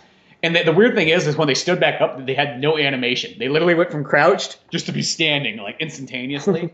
So there were some things like that. But I'm like, it's the Alien game is not like a fucking grade A title. It's not fucking Halo or Gears of War, which has, like, copious amount of money. I mean, I know it's made by Sega, but we all know that Sega's not rolling in the same amount of cash that everybody else is. I think it was one of those things because they showed what they showed was actually in the trailer was different from the game that came out. Mm-hmm. And then on top of that, it had these bugs, and they kind of made, the aliens. Well, speaking of bugs, I guess fucking Skype's like, you know what? We have bugs too. Watch your audio cut out. Ah! I don't know what it is. I'm not sure if it's my microphone or Skype itself or what. No, I don't think it has to do with our hardware. I think it's all like a software issue. I think as most people on Skype go, nobody's going to fucking talk for over an hour at a time. So if it doesn't work right there, whatever. But going back to the aliens, though, I will say it's like one of those ones like, I think disincluding the kind of like they sort of lied. I know that was a factor. But people talked about that game like it was unplayable almost. Like they're like, it's like, it has so many glitches and so much problems like that. I'm like, I didn't really see any of that. And once again, it's not a fucking grade A title in the first place. If you expected that going into it, you clearly need to like, you know what I mean? Yeah. And like the last Alien games that came out, the Alien versus Predator one, like, it's kind of like that one. That one was fucking good. I liked it a lot. The cool thing about that one is you could play as like an alien, a marine, or a predator, and they each had their. Was that one like a top-down kind of like top-down view? It was all first-person shooter still. Oh, really? Okay. But no, there was a top-down. I think it was a strategy game, like an Alien versus Predator one. But yeah, like overall, it was like I played the Alien Colonial Marines, and I was just I was really waiting, like, when's this game just gonna fuck up on me and it's just become unplayable? And it was like it never was. I thought it was fun. You kind of leveled up along the way. I thought that was kind of cool. And it had kind of a little bit of alien. You saw some alien stuff in it and whatnot. And it kind of like took place right after the second movie. I mean, the game has fucking offline co-op in it. Right there is a bigger selling point to me because almost very few games have that anymore. Mm-hmm. Really, it's like, okay, I maybe would say this: if you spend $60 on it, it's probably not. It's probably maybe not a total $60 game. I haven't played the multiplayer or anything. I just played the single player campaign. And it was about average length. It was probably took me about, I don't know, 7 hours or so to beat. If that, maybe a little bit longer. I'm not too sure. But yeah, I thought it was about the right difficulty. Like, played smooth. You had quite a bit of things to play with and whatnot. And as I said, yeah, it's not Halo and it's not Gears of War, but damn fine game. I would still give it like a 4 out of 5. I liked it that much. Now that might just be a little bit alien biased, but and so maybe it might be that kind of bias too, where you people say this is so bad, so you're playing and going like, yeah, what's so bad about it? And then when you go like, there's nothing. If you kind of go in with low expectations in the first place, it could almost kind of make it a lot better. You know what I mean? Yeah. Well, it's just one of those ones. It's like there's so many games out there that people just like shit on, and then like I play them and I go, it's like Metroid the Other M. It's like, what the fuck is wrong with this one? In fact, I actually think this is one of the best Metroids they ever made. You know, and this Alien game, it's like maybe the multiplayer has a bunch of errors in it too, because we all know a lot of people nowadays fucking don't even play campaign mode anymore. Mm-hmm. So that could be where some of the errors were. But I will say, as a campaign game, and I think you probably go out and buy that game for under $10 now. I would say it's totally worth it. You know, for that price, it was a damn good game. I enjoyed it. I would play it over again. That's how good it was. I got to get a working system before that happens. I got a Wii, but beyond that, I got to get a working system before I can. I know your poor Xbox is just like, I've seen better days. And what I do, I just treated it with like a fucking punch. There's one. Just like Grandpa, get healthier. I will smack some life back into you. The shock will help his system and jumpstart his metabolism. No. No, I did feel a little bit. I just had one really bad day, and I went out of my way, and I topped the day off by going out and just like, okay, well, I'm gonna hook up my Xbox. I'm gonna get a TV for it because I didn't have a TV earlier. I got a small TV. I got like a shelf, the special air out the Xbox. I want to overheat and all that, like a wire shelf. Put the thing together. As soon as it starts working, thing gets the red light of death. I'm like, motherfucker! And I already knew the warranty was way off. I just punched the thing, walked out of the room. Turned it on 4 minutes later, and it worked for like 3 months. So then it crapped out again. It shows if you're just. You probably knew that day was coming every single time you played it, though. Yeah, I knew the day was coming, and I'd always have like 3 fans pointed on it on the worry that it would now it won't give me back my copy of Dawn of the Dead, the original one, but it's revenge, I guess. Take everything. Yeah. Out. So what I'm probably gonna I knew that day was coming, but whatever. It's one of those things. Got 3 more months out of playing that thing. Yeah, so you can't complain there. I mean, like, I guess that's what I was wondering. As long as you know you got your use out of it, because I always feel... It just shows if you're frustrated and angry, use violence, and somehow it'll pan out. I remember I used to have a TV back in the day that would get all, like, staticky, and if I slapped the top of it, it fucking went back to being, like, good for a while again. Yeah, it's kind of... You have the Fonz effect. Yeah, literally, like, bam! And it's like, it's all better! And then at some point, like... the only thing about beating things, I feel like that works for a while, but then it can't take it anymore, and it finally just dies and keels over. Just, I couldn't take the abuse. Master always beats me before he plays Sonic the Hedgehog. Like, they're bringing Grandpa, like, hey, Fonz, my grandpa's not feeling so well. Can you help him? Yeah, sure. Just hits him on the top of the elbows him in the stomach. Hey! I'm having a fucking heart attack. Like, Fonz, what'd you do? I'm just trying to help him. It's what I do, man. Hey, I bring things back. I don't know why I made him talk like Pauly Shore, but yeah. I'm the Fawn Shore. Yeah, but no.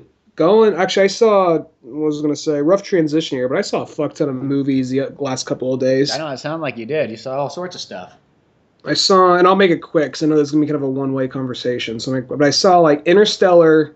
Gone Girl, Gone Baby? Big Hero 6. No, Gone Girl. Is that what it's called? Yeah, the Fincher film. So is that the one with Ben Affleck? Yeah, that's a thought. Yeah, that was one I didn't even. As you cut out again. Maybe you come back. I hear you. Oh, there you go. You came back. Okay, you came back to life. There's a delay in the video, so yeah, you look like a kung fu movie. Like the audio's off for a second. Yeah. Anyway, no, Gone Girl is one of those flicks. It was like I didn't even think I was going to like it, but it was one of those movies because, I was just like, dude's wife is missing. He might have killed her. He might not have. How much more could it be to that? But like a Fincher film, it kind of goes in more like, oh shit, there's like a whole other plot they didn't really advertise here. And That one was actually, it was good. It was a good flick. It Yeah. was like 2 hours and 45 minutes, but yeah. It was one of those ones like I knew the movie would probably be good, but just by watching the trailer, I was like, it doesn't seem like a theater movie necessarily. Not saying the movie's gonna be bad. It doesn't have to be. Yeah. No, it's definitely probably one of those movies going to be nominated for Best Picture. I don't know if it's going to win, but it's most likely going to get nominated. Basically, what ends up happening is like Ben Affleck is married to this girl. And everyone thinks he killed this girl. They're on this big hunt for her. The girl's his wife, I should clarify. Right, a hunt for him or for the girl? A hunt for the girl, looking for the girl, because they think that, and like all this evidence is pointing to him that he actually did it. And as a viewer, you start to, even though it's all we're watching it from his side, we're starting to wonder, did he actually do it? Is this movie going to flip us on his back? And the movie, it's actually written by the same person who wrote the book. So that's cool. I like that. Yeah. But Fincher always likes to stay pretty true to the original source material. I notice if he's adapting a book or something. But or then he gets Alien 3, where people are sending him a different script every day. Yeah, I think ever since Alien 3, it's just one of those things. It still blows me away though that's the first movie you let the guy have, because after you have Alien, then you have Aliens. That series just was only going up, and then it's just like, here, give the director that's never directed anything before other than a couple commercials like this huge fucking franchise. Yeah, you feel bad for him because you're the guy that fucked up Alien 3, but people just kept on dropping shit on him. Oh yeah, every day it's like they change the script all the time. It was like, so getting Fight Club had to be kind of like a huge that Fight Club had to be make it or break it for him. If he fucked up Fight Club, he probably wouldn't have a career right there. Exactly.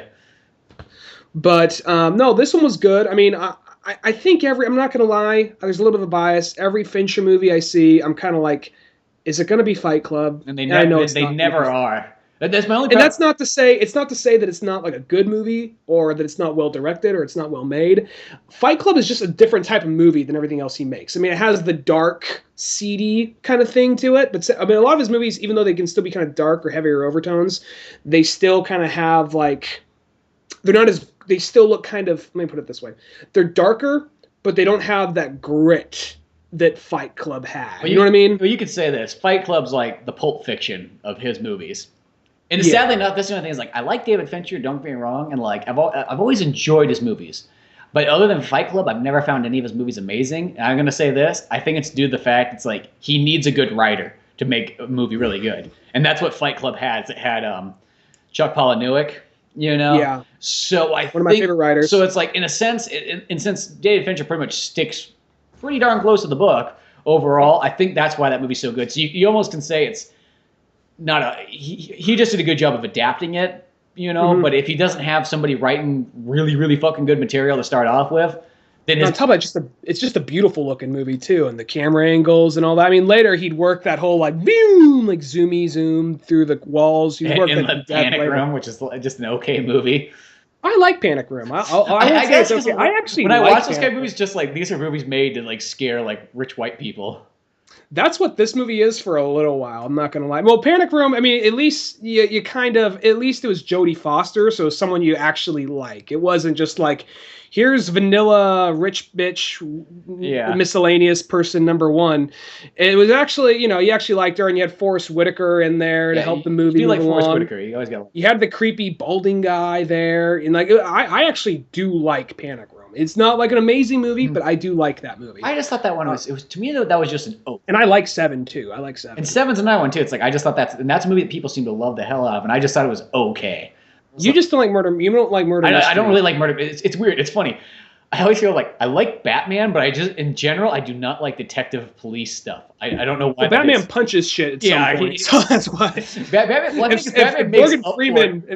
If Morgan Freeman and Brad Pitt were getting into brawls at every single crime scene, it's like, 7 would be one of your favorite movies. I know that right especially now. If they fucking put on capes and masks, I'd love it even more. But I think that's the thing about 7. It's like that's my least favorite genre.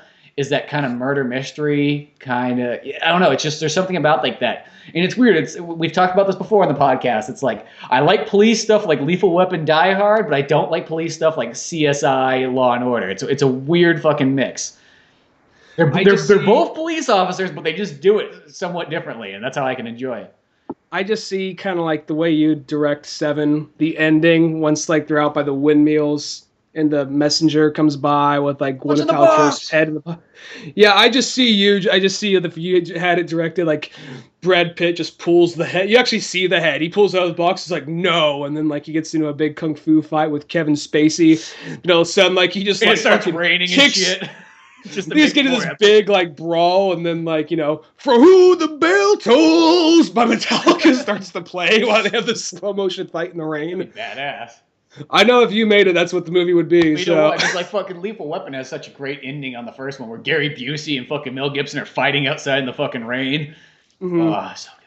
The rain fight is always good. There's the part where they're fighting Jet Li out in like the docks in the pouring rain. That's a great one too. And even in Dead or Alive, that It took movie two has a of them good to like kill. rain fighting scene too. Took two of them to kill Jet Li. They didn't impale him with a pole. But Gone Girl. No one gets. There actually is one really violent part in the movie, which is kind of shocking. But no, there's basically what ends up happening is spoilers. Halfway through the movie, you find out that this chick kind of framed everything just perfect to make it look like he killed her when she is up and left. Because he started cheating on this one. He started cheating on her, and she just out of spite said, "Fine, fuck you. I'm gonna just up and leave." And it kind of gets pointed across that Ben Affleck was a little bit of a douchebag, but this chick, I'm not gonna lie, from the get go, we're still like her, but she seemed like this very just generic kind of like trust fund bitch from the beginning. She just had that vibe to her, and just very snobby, very prudish kind of, and just had that vibe to her. And I didn't really like her for a long time in the movie. Ironically, though, once you see she ends up being this very intelligent, like perfectly manipulative person, that's like, this character is actually kind of interesting. That's actually kind of cool now. And she just played everything perfect. And so you see Ben Affleck's story of him trying, like he discovers, like she leaves a note saying, basically leaving the story saying, "Ha, I got you, fuck you, how are you going to prove it?" And then she is kind of has her own story going on. Eventually, both those stories come back around to each other. Ends on a very dark note of kind of like, I'm getting ahead of myself here. But basically, she has her own story. And eventually, she's forced to kind of go with this ex-boyfriend who's played by Neil Patrick Harris, who's this creepy rich guy who is obsessed with her. That's cool. And there's this one part, though. It's so like, it does like, Fincher does not mind shying away from the fucked up stuff, but like basically the chick she basically comes up with the story that this guy was raping her. So when she comes back, so what she does is she inflicts wounds on herself to make it look like she was getting raped. Like she stuffs a fucking wine bottle up her puss at one point. They just imply it. They don't full on show it, which is a good thing. Well, they just show her stick a wine bottle, like, oh, I wonder what she's doing. Oh, she knows what the college kids do to get fucking that wine bottle. Yeah. Like Fincher's like, no, keep it in. It has nothing to do with the rest of the movie. Fincher just really wanted that. No, and then later, she like basically seduces him, and then she like fucking while they're like fucking, she full on just slashes his throat, and she's basically just trying to hold him down while she's finishing fucking him.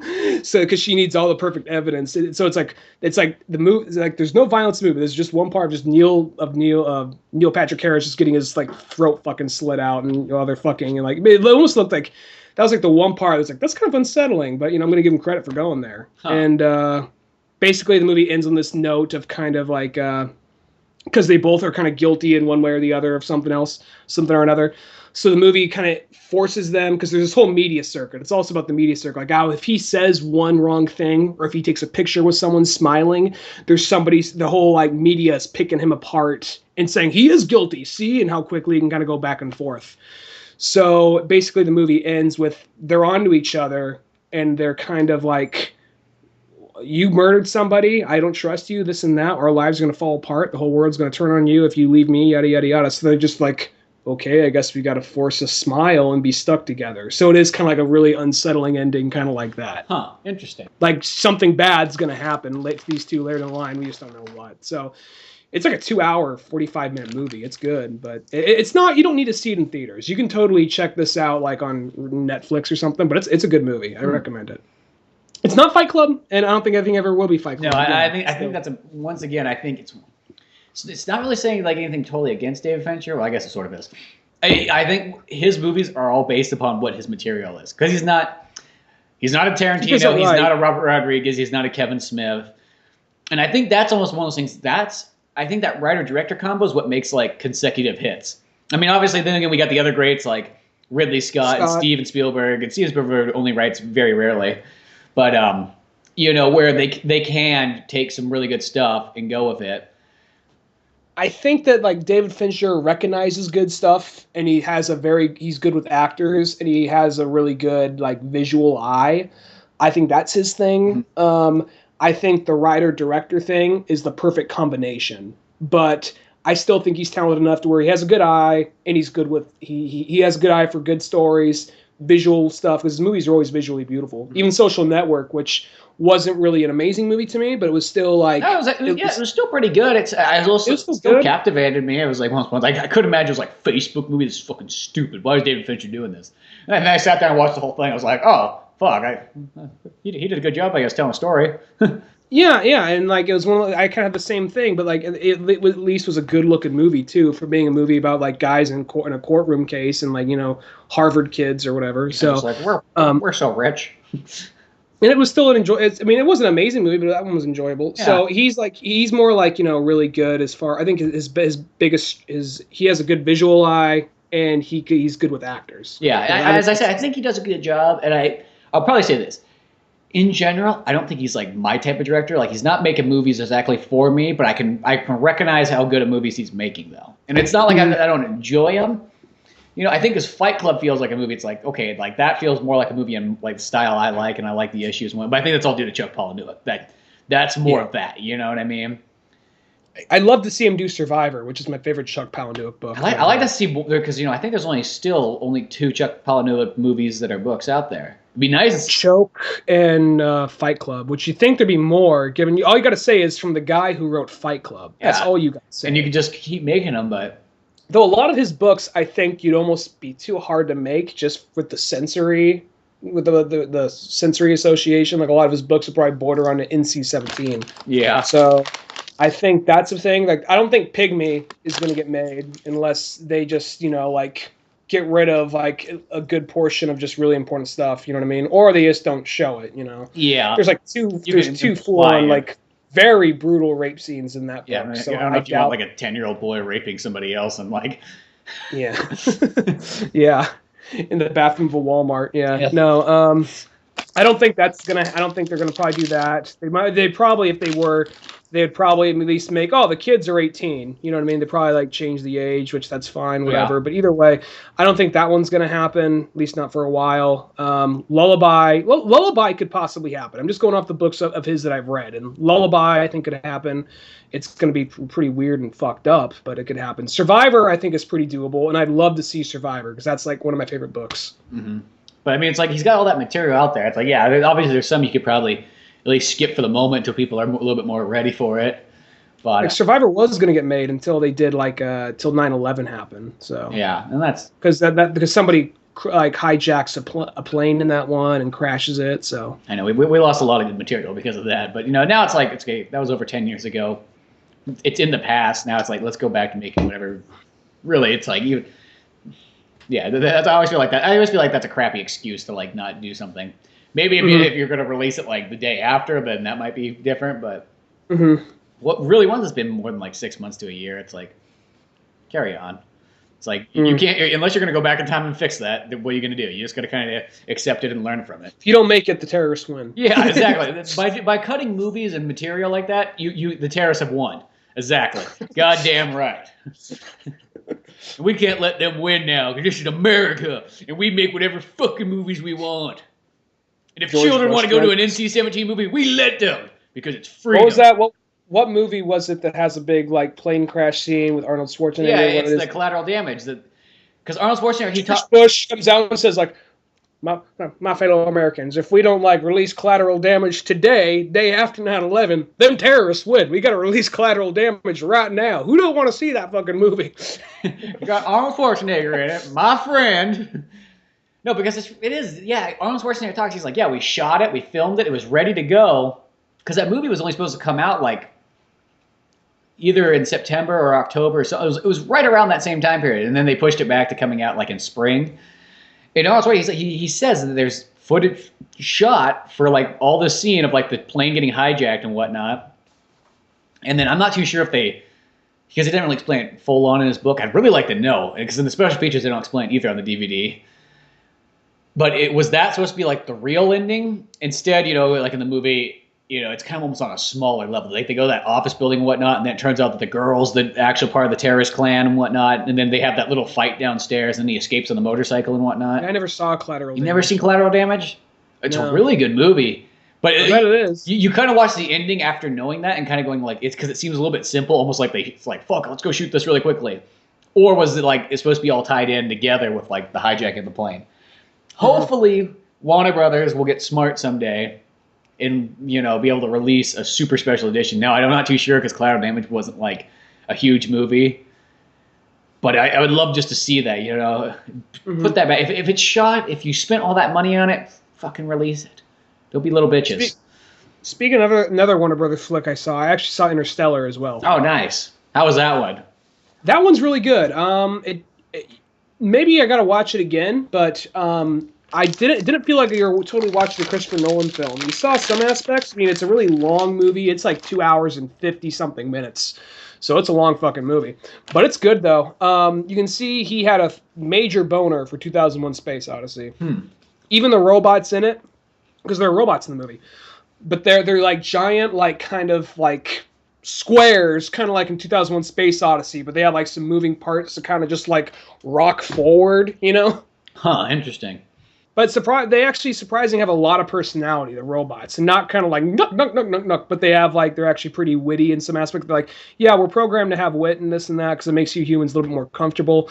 And at no point does it ever feel like, oh, wants to hear a knock knock joke. Ha ha. It never feels like that. It never feels too silly. It actually feels like some of the robots are some of the most like characters that stand out the most in the movie. Huh. And it kind of goes in a way. I mean, this is one that I don't really want to spoil because I know this is probably one you do want to see. Yeah, this is one I'd like to see. If I get some money, some extra cash, I want to go out and see this one in theaters. What's interesting about it is it kind of, even though it's like going into, I mean, look, it's mostly probably bullshit, but it's going into theoretical science about, going through wormholes and all that.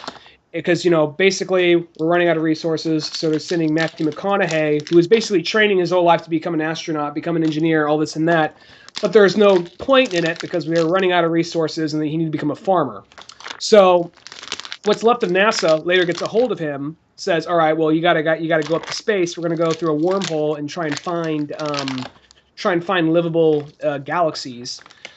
So that happens. The thing is, though, since they go through a wormhole, there's this whole, I mean, I don't know it. I can't explain it. You just tell it to people like me. I'm like, all right, yeah, sure, I'll believe it. You're smarter than me. You came from a movie screen, so okay. But it kind of goes like there's a 1 hour on this planet is like 7 years back on Earth for whatever theoretical science type shit. And they age the same way. They age the same way. I mean, it's kind of like they've only been out there for a few months, but what's for a few months for them has been decades back on Earth. So kind of time is that much more of a factor in it. So it's like a hyperbolic time chamber is what you're saying. Kind of like that, yeah, because and I won't go into the whole story, but it kind of goes back and forth because I'm watching the movie. I'm like, I saw some of the actors who were in it, and it's surprising how many big actors are in this movie that kind of come in. And because I heard this actor's in it, that actor's in it. I didn't see them in the advertisements. Like Matt Damon's in the movie, but he doesn't come in till later. He's pretty surprising the way he comes into. For a while, I was watching the movie. I'm like, I knew she was in the trailer. I'm like, how is Jessica Chastain in this movie? Because she's a pretty big actress, and they haven't shown her yet. And then you realize it's jumping years later, and his daughter is Jessica Chastain growing up. And so there's this whole story about his family. Because, there is a whole kind of like, he left us, he's not coming back. There's that kind of drama, but it all kind of comes circle, and it's interesting in its own way. It's not a movie you can sit down and watch any time, but it is a good movie. Mm-hmm. You got to sit down and be in the right kind of mood. So it's like 2001. You can't just throw that on anytime you feel like. I'd say it's more watchable than 2001. I like 2001. 2001's a good movie, but it's definitely more watchable. There's a little bit more action going on. It's moving a little bit more forward. It still is kind of artsy, but it's probably Christopher Nolan's most dramatic movie, I'd say. It's definitely his most dramatic movie. It looks like a great one, and I'd like to really see it. So you got to be in the right state of mind, and that I see that is one worth seeing in theaters, definitely. No, that one seems like anything is pretty much space is just meant to be seen in theaters more than any other like genre. It's definitely traditional science fiction, which is something we don't see a whole lot this day. That's kind of good. Like I do feel, even though whatever people might think of Prometheus, I do feel that was the movie that's almost bringing back this kind of traditional sci-fi movies. Because we got this one. Have we got another traditional sci-fi movie in like recent times? If we do, it's probably like a direct to Netflix or something. Yeah. So it's like at least we know that there's still something coming out. Because that was a lost genre for so many years. And sadly enough, I always say once again, due to the Matrix, though as amazing as the Matrix is, it did kind of create all these like weird subgenres that people kept trying to replicate, and it took away other genres. Because for the longest time, it was impossible to find a sci-fi movie that wasn't like full on action sci-fi. They always had to be action sci-fi at that point. Well, Matrix just also made it like popular for everyone to like wear sunglasses, have like techno or metal blaring, or like not even like metal, like industrial metal blaring in like a fight scene or something. And that doesn't always pan out. Sometimes it does. Works with Matrix, not everything else. Oh yeah, a lot of other movies like there was so much copycat of that. And it's funny because, you can take something that's so good as The Matrix, and then you kind of like all the copies, and then they'd be like, well, this is like, okay, I wish it wasn't so Matrixy, though. You'd think it'd be a good thing, but that doesn't always pan out the same way. So it's good to see that traditional sci-fi is finally making its return, even if we only have 2 major motion pictures out there. And it's going to take the guy who did Batman to do it, because you need a big name behind it. You can't bring in... Can't have Ridley Scott do it, apparently. But okay, you could have Ridley Scott do it, but people get so like pissy when you play with their with like a franchise they love, especially when it's something like, because Alien, even though I'm not gonna lie, the only Alien movies I've seen is Aliens, the last 20 minutes to Alien Resurrection, and then Alien versus Predator. The reason I never saw Alien 3, and I never saw the rest of Alien Resurrection, because the thing is, I loved Alien and Aliens so much, and I just hear the way Alien 3 starts, and I'm like, that is such bullshit. And then I kind of hear, just the idea that like she crashed after all that shit they go through, the idea of just like, all that shit you went through, all these people you like, dead, they're all fucking dead. We don't give a fuck. And plus, the movie was being changed every other day.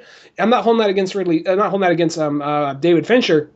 It was just one of those things like, I just rather not know. I rather prefer that like Ripley and Mute made it back home, lived happily ever after. I just rather have that logged in my head. And usually I'll accept the sequel and like just pretend like it never happened. But to me, I just like to believe that Aliens is where Ripley's story ends. I rather believe that, and they make it home fine. I'll tell you this though, it's like Alien 3 is not a horrible movie. Like I'm sure it's not horrible. Yeah, it's like people make it out that it's got. Sounds like a horrible beginning. It's one of those ones. Like I think the only thing that makes it kind of bad is just that you have aliens and it's such like a buildup, and then you go back to just one single alien. That's the only part I think is kind of dumb. But if you go into the movie knowing that.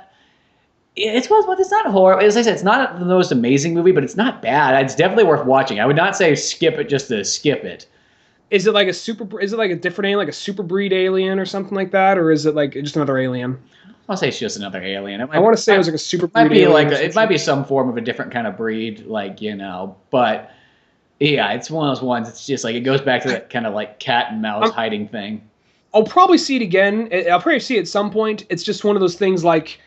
I just love the first 2 so much. And I'll see it at some point, I'm sure. And it's not me saying like, fuck that movie, fuck it up its ass. I'm just like, Yeah, I will say it's probably out of the 4 main Alien movies, it's my least favorite of them all, but... The opening just sounds so fucking stupid. That is just such a stupid fucking way to open a movie, in my opinion. But I don't really think it's stupid. I don't know. I would... Well, just because, just to not even do years later, just like, as soon as all that shit they were done with, all that shit they kind of went through...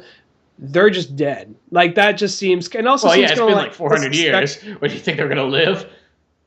Well, 400 years later is what it takes place in? So it's something, maybe not exactly 400 years. But they just woke up. Isn't that what happens? They woke up and... Well, it's something like, if I remember correctly, it's been a while since I've seen Alien 3, but like she's in like space coma. She's in like space coma or something like that. And then, or something like that. And then everybody else just ended up dying or whatnot. And she wakes up. They find her like 400 years later, which I don't know how they just float around space for so long out there. Mm-hmm. And then they go, oh, yeah, it's been 400 years. Yeah. Fucking shit happens. Go to prison. Go work there.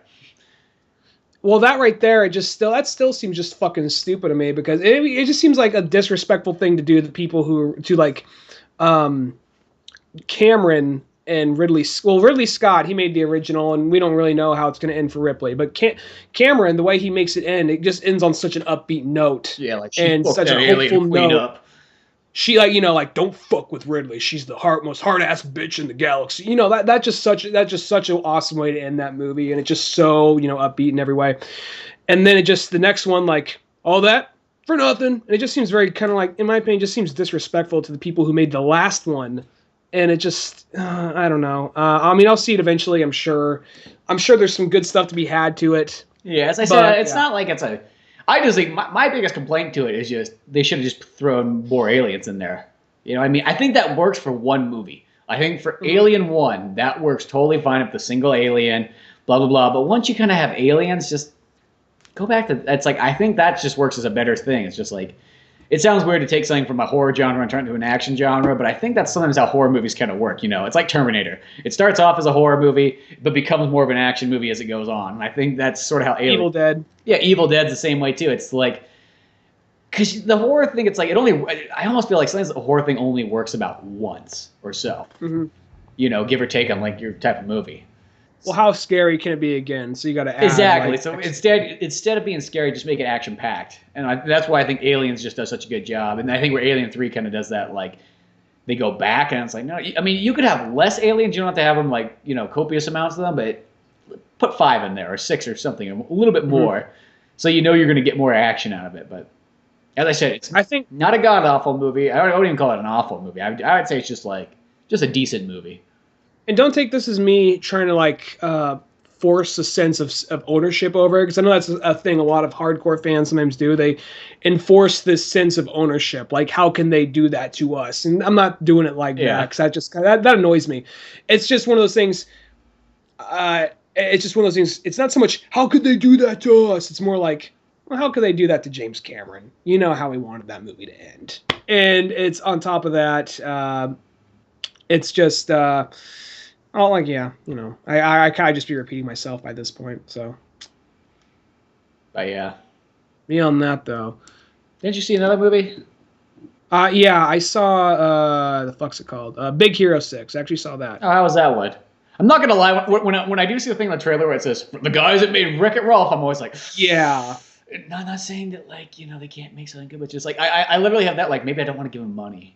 And the other weird thing, too, is that's a Marvel property, right? It is a Marvel property. Why is it, you notice how they never mention Marvel in it whatsoever, though? There's one commercial where it says, based on the Marvel comic book. Oh, okay, because in all the trailers I've seen for it, I look for it every time. I never see them say Marvel. They just go, Disney, Disney, Disney. Put some Disney in your mouth. It feels way more Disney than it does Marvel. Here, I'll say this about the movie. It's actually a good movie. It's a good movie. I liked it. It isn't I don't feel the need to own it. I don't feel the need to rush out and see it again, but it's good, and I think it's worth seeing at some point. It's funny, and it's more like, I'm kind of one of those people, if a movie can present at least a, not an amazing plot, but at least a bearable plot and be visually interesting, that's enough for me. You know what I mean? Mm-hmm. Every so often you have a plot that's so bad and so convoluted and so scattered everywhere, but it has cool visuals. That itself can still be kind of distracting, but if it's at least bearable and it's just really cool looking, then I can that's enough to save it. This movie, it's actually a good story. It's not that it's it's bearable. It's a good story.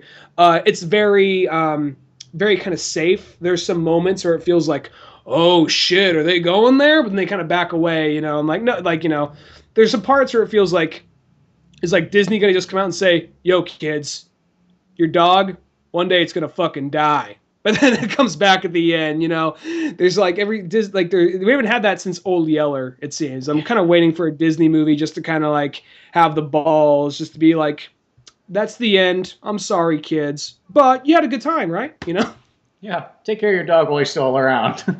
In this case, your giant robot dog. But because there's a part where they have the whole thing where Baymax has to sacrifice himself, and you're like, oh shit, are they going to do it? Are they going to do it? You're just kind of wondering. I'm sure he's going to come back in some way, but I'm just wondering, Is are this they why going to have the is this balls? why it has a PG rating?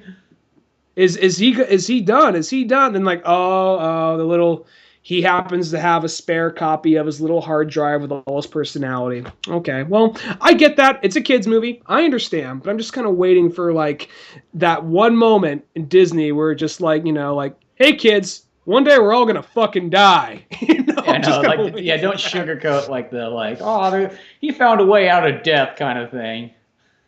But it's a good movie though. It's like I'll say this. It's not so much the movie's fault, I guess. I went and did the thing where I kind of looked up Big Hero 6 the comics. I'm not gonna lie, I never fucking read it. I know who Hiro Hamada is because he was in he was like an issue or two of Hulk. Like he helped Hulk one time get away from some SHIELD agents.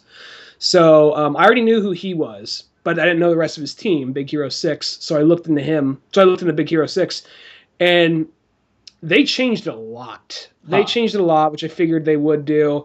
And strictly in the sense of like, and I kind of wish that this movie could have still came out. I just wish they called it something else and changed a few names around because it was different enough where it could still be its own thing. Like, I could tell they took inspiration from Big Hero 6, the comic, but it still could have been its own thing. Because like Baymax, that big cuddly white robot, the comic, he ain't that.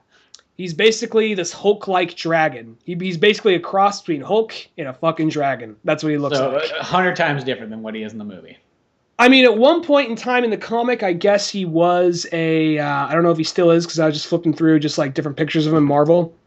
He was like a round white robot, but that round white robot looked badass. It didn't look like a cuddly marshmallow. It didn't fucking look like the Ghostbusters villain at the very end. No, it didn't. It looked like a big, like, just a big fucking badass robot that was just white and kind of circular in some parts. But I mean, look, it's still a good movie. I'm not going to try and totally hold that against it. Strictly in the sense of a movie, it's good. But I'm just a little bit like, after reading a little bit of what Big Hero 6 is about, which is basically, it's the Japanese Avengers. That's what it is. Oh, is that what it is? I didn't even know that. They never call it that, but that's basically what it is because Japan puts together this team of different people, most of which have a Japanese kind of theme to them in some way. And they're just kind of like, the Japanese government puts them together, and they're just the superhero team. One member of the team at one point in time was Silver Samurai as a member for hire. Now, is Big Hero 6 a kid's comic? Or is it no? It's a regular Marvel. Is it just a regular Marvel comic? It's just another Marvel comic. See, because I wasn't too sure if it was supposed to be like, because it's one of those ones that's like, I know that title and that's about it. So it's like, I didn't know if because Marvel has a handful of like these comics are made for kids. You know what I mean? They're safe. It's Thor where he's swinging around a giant pillow instead. You know. I mean, I can't really say. I never read one, but so it's in the same ballpark as Avengers, X-Men, Spider-Man, and so on. As far as another part of the same universe, like I said, there's an issue of Hulk where he was being chased by S.H.I.E.L.D. Hero was being chased by S.H.I.E.L.D. because he's like the third smartest person in the world. Like, yo, boy, make some shit for us. Now, is Hero like the kid with dark hair in the movie? He's the kid. He's the Japanese kid that's friends with the robot. Okay. And he helps Hulk get away. He's so smart that he's kind of like he doesn't have physical strength like somebody like. It shows him like there's a part where SHIELD agent is coming for him, and he's just I know it's all bullshit, but it's kind of clever. He's so smart that you kind of see math equations appear around his head, and then he just throws like a fork, and like it bounces off something just perfectly, causes this chain reaction. Something flies, knocks this SHIELD agent out the window. Then he runs off. So was this kid in one of the Marvel movies, like the live action ones? I don't believe he was. No. For some reason, like I couldn't remember if they used that because when you described that, as like I'm like, did they show that? It's kind of like a Sherlock Holmes type thing, but I don't think he was. He might have been. For some reason, I was almost thinking that he had a cameo in. I want to say one of the live action ones where they went to get something from him. For some reason, in my brain, I'm picturing this like Japanese. There is currently in the DC universe. Well, I say currently, Toyman went from being a villain to being a hero. It's not the same Toyman. It was a Japanese kid who's really good at making stuff. And I don't think his name's not Hero, but it's something close to that. Okay, well maybe that's what it was I was thinking of. And he's been in several of the DC universe cartoons, and so I guess that's almost kind of like their like every so often they'll say, well, here's our like retort to that character right there. So Toy Man, as far as I know in the DC universe, there's at least another Toy Man. That's what it was. I think that's exactly what it was. It was a Japanese Toy Man or something. Yeah, I was like a young kid who was just like a genius. Okay, well that's where that was coming from, because I was like, man, this sounds so familiar. I'm like, I know I saw something. It probably was cartoon. Sometimes I watch cartoons and I literally remember them as live action. I don't know how that makes any sense, but no, I know what you mean. Like there's like that was probably in like a Justice League episode or something. It was in like, as far as I know, maybe Justice League, but I know he's definitely in Superman, Batman, Public Enemies. Oh, maybe no. The government's chasing him down. That's probably it. But there's a part where basically, I mean, Wasabi, like for instance, like there's the black guy in the team, Wasabi. In the comics, that's a Japanese samurai. Honey Lemon, who's voiced by Genisys Rodriguez, that's the one like American member of the team, but in the actual comic, but she was like a foreign exchange student that got recruited. There's like kind of the stoner guy. This character was actually created by Chris Claremont, which I thought was interesting. Cool. There's the stoner guy who's kind of the comic relief. And he's like, he hangs out with all these scientist kids, all these like science students basically. But he says like, I want you guys to turn me into like a fire breathing dragon or whatever. Like, yeah, that can't happen. That's not science or whatever. But they make a little nod to it, because in the comics, he's a human. He's a human that could turn into a giant, like kind of Godzilla like monster. Huh. And I will say you're not selling me whatsoever on the movie, because you talk about the comic. I'm like, the comic actually sounds sweet, and the movie just sounds kind of just like kiddie. I gotta tell you, like I wish they made the. I'm telling you right now, the Big Hero 6 just sounds. You're almost selling me on the comic book. I want to kind of go out and pick up an issue. Now, is it done in a manga style? Because I'm assuming that's like. I've never read it. I was just saying, since you're flipping through the images. I went on Wikipedia and I read some of the character bios, and I mean, it sounds cool. I'd rather have seen the live action Big Hero 6 one that's accurate to the comic. Now, that being said, I kind of just went into the movie just saying, okay, knowing this, I'm going to just try and watch the movie. The movie's still good. It feels kind of like, how do I put it? It feels like a movie designed to please, you know? Yeah, I don't know. It's just like it's enjoyable, and there is some wit. There is some very visually cool stuff. I like the design of the city, because it's a cross between Tokyo and San Francisco.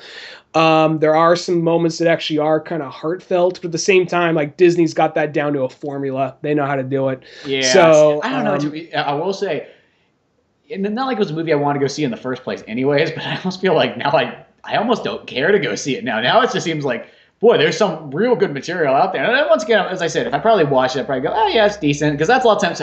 I'm one of those kind of people. It's weird. I love animation, but like a lot of times when it comes down to like the kiddie animation, I kind of get weird where it's like, it sounds so weird. Now this is the guy who will watch, Batman the Brave and the Bold and be totally fine with everything in that. But for some reason, like the Disney ones, I have such a hard time going to see. Well, Brave and the Bold is kind of like an Easter egg hunt for all this DC lore. Exactly. So I think there's sort of a difference there, and it's just toned down enough that it's not going to have anything that's going to be too, I think, offending. But it works in that way because everything's kind of it's like fun and almost like a total like encyclopedia of the DC world. It's like tongue-in-cheek, yet you can see there actually is love there, because they got some really weird, obscure shit only a fan would know about. And once again, there's that fucking Red Tornado story that I told you many a times that I think must have came from there. And it's just like, that was the most serious, most fucking emotional DC episode I've ever seen. And it came from Batman Batman Brave and the Bold. I also say Batman Beware of the Bold. Beware of the Bold. But that's like, the crossover. But there is 6 just seems to me like, I don't know, it feels like they're squandering this like great story, almost like something they would have done 10 years ago, where when they would squander stories for us. And I'm not denying that at all. I'm just saying strictly in the sense of a movie, it was good. It wasn't. I mean, I much rather would have seen a live action one, but strictly in the sense of a movie, it's good. I was trying to look at it as this isn't even the same thing. This is something else entirely. And I'm not trying to overtly defend it, because I know that like people are saying, give World War Z a shot. Give World War Z a shot. And then I watch it, I'm like, it's just okay, because I read the book and I know how good that is. Yeah. But sometimes you just got to kind of like go into something and go, no matter what, the source material is really fucking good.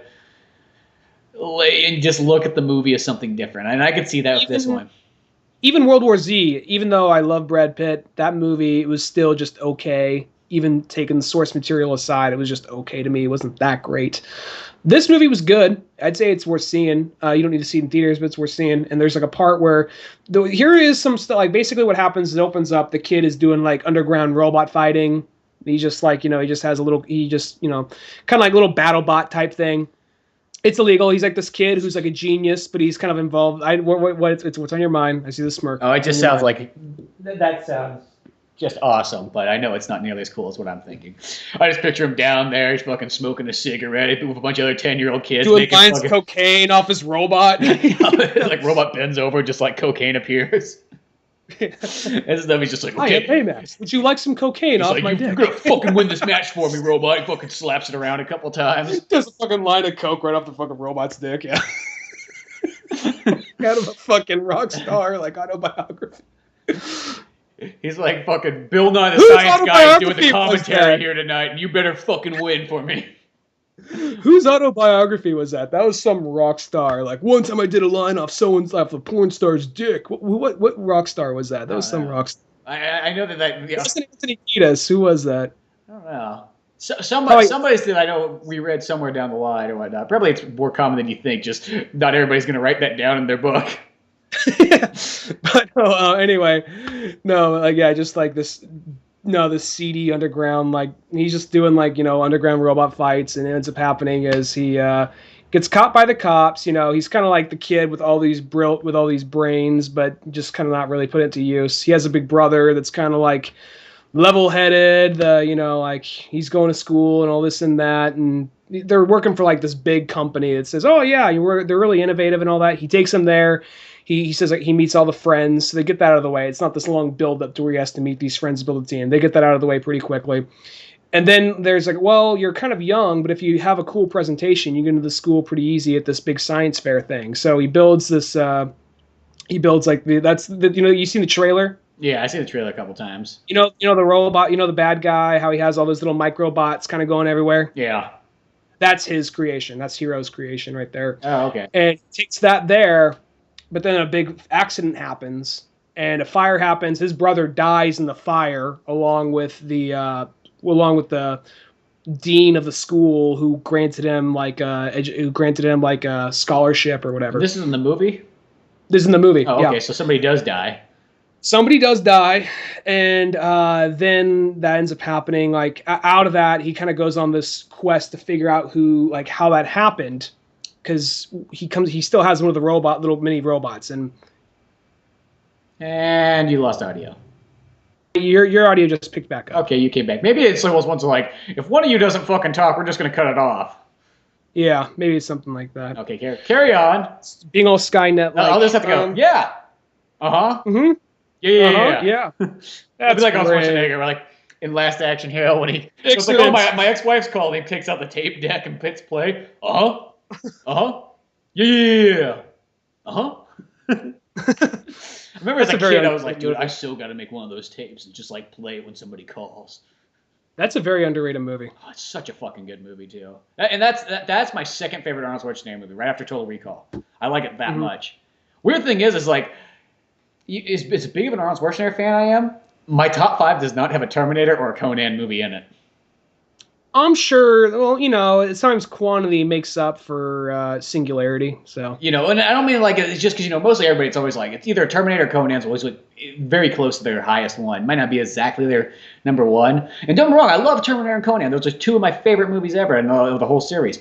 But it's just kind of weird. It's like, my list is like Last Action Hero, Total Recall, True Lies, Commando, and Predator. Those are my top 5 favorite ones. Mm-hmm. It's a little bit different, but it's the ones you don't expect, but they're still good movies. Yeah, damn good. But Big Hero 6. So ends up happening is they end up going on like a crusade to basically find the guy. They come across the robot, the bad guy controlling the little miniature robots. And his whole plot ends up being that was the school dean who has a grudge against this guy who accidentally. Here comes back to the thing.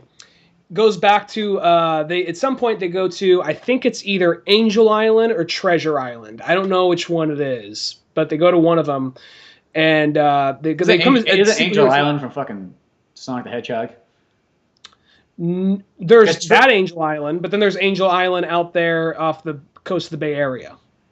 Out by. Oh, I know. Yeah, Angel Island's the one you have to like take a boat to, and Treasure Island's the one where you pass on the bridge. Which I think it might be Angel. I'm not sure which one it was supposed to be, but basically they go to one of those eventually, and they find out because there's this one like big evil CEO who we assume is the bad guy the whole time, but in this process we find out that it's actually the Dean or whoever who died earlier on in the movie. He's the bad guy. He's the guy in the kabuki mask going around destroying shit. And through that, you find out that the reason why is because he has it out for the CEO because his daughter was in some kind of test of his, and she died in the process. And so that's where we think, oh wait, she died. But then we're like, oh no, she didn't die. She was just stuck in this parallel reality thing, and they pull her out at the last minute. So it's one of those things like Disney, you got to let fuckers die. I mean, one person did die in the movie, but to help sink it in, you know what I mean? And there is some actually good dramatic moments. Like once Hero realizes that's who this guy is, he's like, my brother died trying to save you. He says, well, your brother made a mistake or whatever. He full on just loses his shit, and he has like a little kind of like thing. Baymax's little thing in his chest. That's his personality. He takes it out. He's just like, kill him, and he starts chasing down the bad guy. Huh. With red eyes and shit. You know what? So this is the way I think they should make this Big Hero 6 movie. You know, like those Marvel anime kind of series they made? Like, there's Blade, there's Iron Man, there's X-Men, there's Wolverine. This sounds like the most ideal thing for those guys to fucking make. Like, if you're going to make anything, fucking make Big Hero 6 into like Japanese version. Yeah, make the fucking adult anime version of it. And I've seen a couple of those animes ones, and they go kind of like, the Wolverine one was like, okay, but the X-Men one was really good. Mm-hmm. So. No, this right here, I mean, like, and, he ends up stopping at the last minute. It's like, Tatashi, or, your brother would not have wanted that or whatever. They stop at the last minute. But it's it's a good movie, and there actually is some clever stuff to it. It's not like an amazing movie, but it's good. So, Yeah, it seems like one like, I don't know. It's one of those. I'm saying if I watched it, I'd probably go, okay, that was enjoyable for what it is, but like hearing all this backstory almost just makes that would have been such a cooler movie. Yeah, it's like, dude, this movie fucking squandered it. This is fucking Legend of Chun-Li fucking instead of like Street Fighter 2, the animated movie. Well, this was actually good, so I wouldn't say Legend of Chun-Li. Maybe not. If Legend of Chun-Li was a little bit more enjoyable. Yeah. Christian Slater fucking threw at least one fucking Sonic Boom. Wait, Christian Slater? Didn't Christian Slater play fucking Charlie in that? No, that would have been awesome. No, it was Ox from American Pie. Oh yeah, that's right. Oz, yeah. Okay, if fucking Oz from American Pie threw fucking a Sonic Boom in there, that would have made my day. Which then everyone called him Charlie. They said, sorry, Charlie, once, like a throwaway line, but they never even, they called him Nash the whole time. And it's just like, we know him as Charlie. Don't fuck this. Give him the bright, give him the Marty McFly, like, life vest jacket or some shit. Let us know who this is. We had to kind of like, wait, is that we Charlie? Had to like guess like halfway through. We had to lean in like, is that Charlie? I don't know, like, glasses. Maybe. He's not wearing glasses. He does not have the blonde hair. Charlie Nash. Okay, that was Charlie, I guess. He shot a gun. I think he maybe punched one person. But, yeah. But, these things get you. I don't know. But I really want this Big Hero 6. I'm actually interested in the source material. Not the not that movie. Mm-hmm. But, it just sounds badass. It just sounds like this really sweet Japanese Avengers, yeah. Yeah, it's like it's something I guess I always thought of it being a kids thing. I wonder, is there a kids show or something like this out there of it? Like maybe it is a kids thing. I don't know. Just the illustrations and drawings I saw, it sounded like it was all within the normal Marvel universe. It was just a really obscure, offbeat book. So, and you think, given what they did with Guardians, it'd give a chance on this thing, This sounds like a perfect thing to be just like that same style as Guardians of the Galaxy. Mm-hmm. I don't know. Too bad. Hopefully somewhere down the line they'll finally like figure this out and make that really good one. They make a live action one like Big Hero 6, the good shit. It's called that. What you really want in the first place.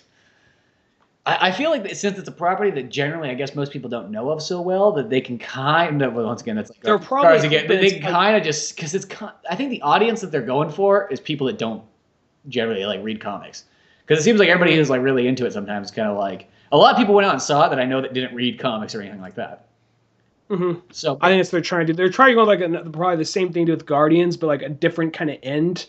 Like I think they're probably I don't know. I think they're like trying to do the Guardians thing, but where Guardians did the kind of like an Indiana Jones type angle, this one did like let's do a kids movie angle, but still try and get it out there in public knowledge. You know what I mean? yeah, exactly. But well, happens. Was there any cool trailers on that for anything? I'm trying to remember. Nothing's really popping in my mind. Nothing that I haven't already seen or didn't know about. Really, everything's just been. It's been kind of a blur. To be honest, it's all been kind of a blur. They didn't have it ready in time, but on Interstellar was supposed to have a Terminator 5 Genisys trailer on it, but it wasn't ready in time. I heard. Didn't have it. I was hoping to see like a Star Wars teaser for like Big Hero 6, but that wasn't the case. Huh. Well, something kind of cool actually happened last week. Is Kyle told me, he's like, I need you on like Wednesday or Friday night for like, and he said something from like 5 to 12 p.m. I was like, okay. And there's nothing more to it. So I was like, bring gloves and bleach. well, yeah, the first thing I'm like, either we're going to break into a house, we're going to bury a dead body, or I'm not too sure what we're going to do a stakeout maybe. That seems like the least serious compared to the other two, but still. I was like, something's going down, and then like it's one of those ones where you know once you're already involved, you can't say no now. And then like right beforehand, he's like, oh no, what we're gonna do is my girlfriend needs me to move some shit from like Stockton all the way down to Fresno and whatnot. I'm like, Jesus fucking Christ, that's a long ways. So I'm like, whatever, I'll go down. I'm going with Kyle, And as we're going down there, he has me going with this thing. And then all of a sudden he's like, well, Paul, there's some directions. We're almost in Stockton. Here's some directions. Okay, I'm like looking at them. And I flip through and I'm like, these look like tickets. Tickets to something and stuff. And he's all like, he comes over, he's like, happy fucking birthday, taking you to a hockey game. I'm like, a hockey game? Oh my gosh, I've always wanted to go to a hockey game. I was fucking led on that we're going to go be moving shit at like midnight. I'm always like, oh, I'm always there to move stuff. But your birthday's the 15th, right? Yeah, but he took me to one of those so people on Twitter bombard him with happy birthday on the 15th. Yeah, that can happen. Most people, I always hide my birthday and mostly all those things. So in general, nobody knows. It's like on Facebook, it doesn't say my birthday or any of that stuff. Mm. I like to be like a Disney movie where I feel timeless. Because when you go to look on the back of a Disney movie, they never have the date on there because they don't want you to go like, fucking that's 1946. Old, yeah. Old shit. But no, it was really cool. He took me to because I've never been to a hockey game. You ever been to a hockey game? Yeah. Did you go to a Sharks one back in the day? I went to like 2 Shark games, yeah. And then they have this. They used to have a roller hockey team, the San Jose Rhinos. Now I've technically seen roller hockey before, I guess, because they have that. They at least used to have it in Sonora at the weird roller rink that's hidden out in the middle of nowhere, sort of. But it's something I've always wanted to go to. I've been to a 49ers game. I've actually never been to a baseball game, to tell you the truth. But really? No, yeah, strange enough, I never have. But a hockey game, something's like, I've always wanted to go to hockey. I felt, out of the traditional sports, if there was a sport I'd ever like, I knew it was hockey. You know what I mean? Because that just seems like, to me, it just seems like the best sport. Because one, it's fast-paced. 2, you get like 2 sports in one. You almost like there's always fights. And the good thing about this game is there was a good couple of fights. And Kyle got seats like, right up next to the penalty box, front row and everything. So you're right up against the glass. So you get to watch people fucking run up and hit there and everything like that. And I was like, oh, this was this San Jose Sharks? No, this was actually the Stockton Thunder. Oh, okay. So they were playing against the Ontario Reign. So when you're battling a Canada team and you're from like the Valley of California, shit's going down. But no, yeah. I almost imagine like the Street Fighter kind of like Ryu training process like Canadians have for hockey. I just feel like they're bored playing hockey. Like they come out skating, fucking like hitting pucks back and forth. Which, because like it's Stockton, it's like I don't know how you're training for hockey down there. Maybe roller hockey, but because other than that, it's fucking hot out every single day of the year, pretty much. It's like kind of like the Jamaican bobsled team. It really is. That's the only way I can. Cool runnings. Well, the weird thing too is on the Stockton Thunder, it's like Now this sounds weird, but I've never seen it before, at least not on TV, because that's the only way I've ever seen hockey. It's like half the players were all like Middle Eastern and whatnot. It was just like they have ice rinks and stuff, like where they're from. It just seems like a weird thing, because when I picture hockey, you mostly just think Northern United States and Canada, and Northern Europe. That's like what I always think of in hockey. So you'd always just picture generally blonde-haired, blue-eyed guys running back and forth, beating the shit out of each other, and every once in a while somebody with like light brown hair. Either speaking in like Canadian accents, possibly Norwegian. A lot of Norway, a lot of Russia, and so on. So so to see like the Stockton team, it was like, oh wow, look at that diversity there. There we go. That's all American. And at first Stockton was doing great. They were close, and then it was tied, and then all of a sudden fucking Canada's like, we'll show these boys up right now. We'll take them down all Canadian style here. We're from Ontario, which I guess is more French Canada. And then all of a sudden it was like bam, bam, bam, bam, bam, and then they're like 4 ahead of Stockton. And it's like, oh, they're never coming back from this now.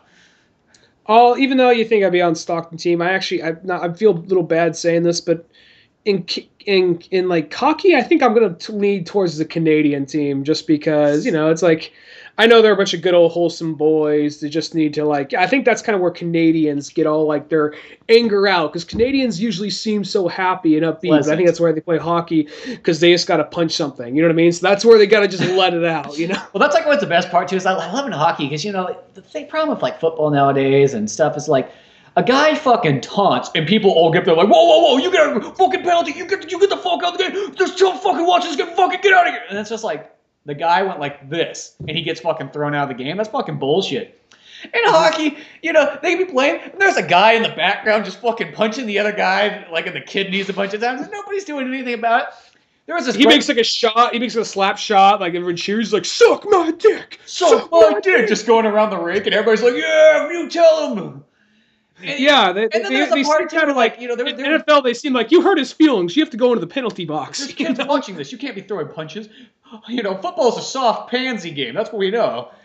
And hockey, they just like fucking. That's the thing about hockey. They just gonna let out all their anger. They just gonna throw some punches. There was a fight, and it's just like they just kind of stand around. They just fucking let it go on for a good 30 seconds, just smacking each other in the face and whatnot. It was right in front of us. And you're like, yeah, fucking pounding that glass. You're like, this is awesome. You'd never get that in football. You never would get that in baseball or any of those other sports. The only place you can get that in is boxing. Or MMA. So it's great to see all that. It's just like, that's what I always love about hockey. Just the things like I wonder ever since Happy Gilmore, I wonder if anybody has actually tried to take off their skate and try and stab somebody after like that line came out. I wonder if like there is like, I'm going to be the guy to do it. Yeah, I'm going to be that first guy now. Fuck out of shit. But it's one of those ones like they just need in hockey. It seems like all the rules seem realistic too. You know what I mean? Like it makes sense. You can't trip the guy, or else everybody be fucking tripping on the ice the whole time. But where in football, it's almost just gotten to a point where there's that great episode of South Park where it's called Sarcastic. And it's like it makes so much sense how bad of a sport football has become. Where it's just like you practically can't do anything in it. How you have to as you run by, you have to say, "Excuse me, sorry," and like you can't tackle him, otherwise you get a penalty or whatever. Well, the nice thing about it in like hockey too is like you get in a fight, let's go off. Okay, now go sit it off for 2 minutes in the penalty box, and then you come back in and play again. Now, yeah, it just it was great. We had a fantastic time, and as I said, it's like something I've always wanted to do, and that's what I say. It's like we always said we want to go to a hockey game. Well, here it is. And that's the place that one time Kyle, he told me this story. He got all hammered up, drunk, while at the hockey place, and he literally... Thanks for clarifying. He took a stuffed... Hammered, drunk, okay. Well, he didn't get hammered high, I guess. That's where I was getting at.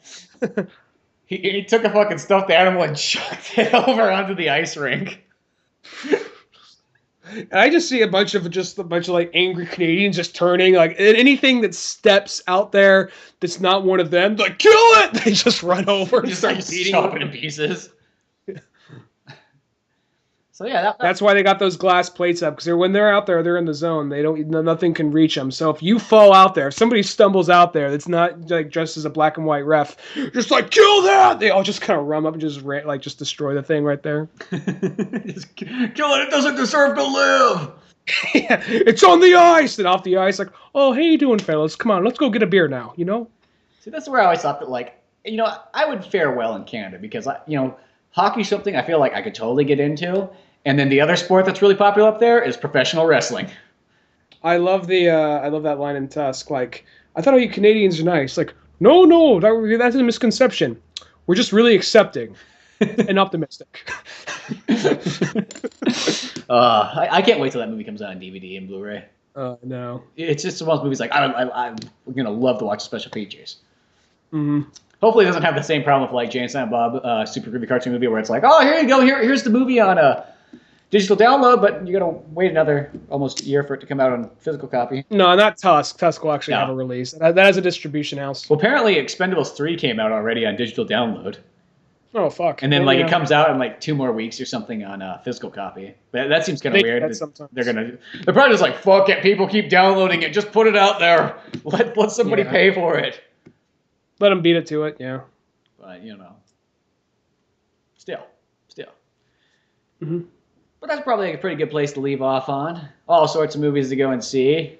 It seems like we just watched a bunch of like 2-hour and 40-minute long movies. Street Fighter, Interstellar, Gone Baby, or whatever the fuck that movie's called. Gone Girl. I get confusing with like Gone Baby Gone. Yeah. Well, that's directed by Ben Affleck, and it's got Ben Affleck. That's a good flick. Check that one out. That's his first attempt at directing. That's his first directing movie. It's really good. Check that out. But all sorts of stuff to see. Trying to think of anything exciting coming out. Oh, didn't you say you saw Sonic Boom really quickly? Yeah, I saw the first 2 episodes of it. Now, how was it? I mean, I'm not expecting it to be like, because there's a point where you just gotta accept Sonic's a kid's thing, and it's never gonna be fucking Beware the Batman or something. It snuck up on me because I'll just make this really quick because I know we're probably pushing 2 hours by this point. Yeah. But it snuck up on me because I knew the game came out, so I was looking for the IGN review. But then I saw the first 2 episodes are out for it, and I was curious. Each episode's only 10 minutes long anyway. That's weird. And it's kind of like they're doing the old school kind of like cartoon thing. Well, think back when we were kids, like you'd watch an episode of Johnny Bravo, there'd be like 2 parts of it. There'd be a little 10-minute segment. It's kind of like that. Well, that's what I mean. Like I was thinking like that kind of style. That's what most cartoons were for a long time, and that's what this is. And it was the first 2. I mean, they're good. They're a lot more comedy based, but there actually was some kind of wit in the humor. There actually, I mean, it's one of those things like it wasn't bad.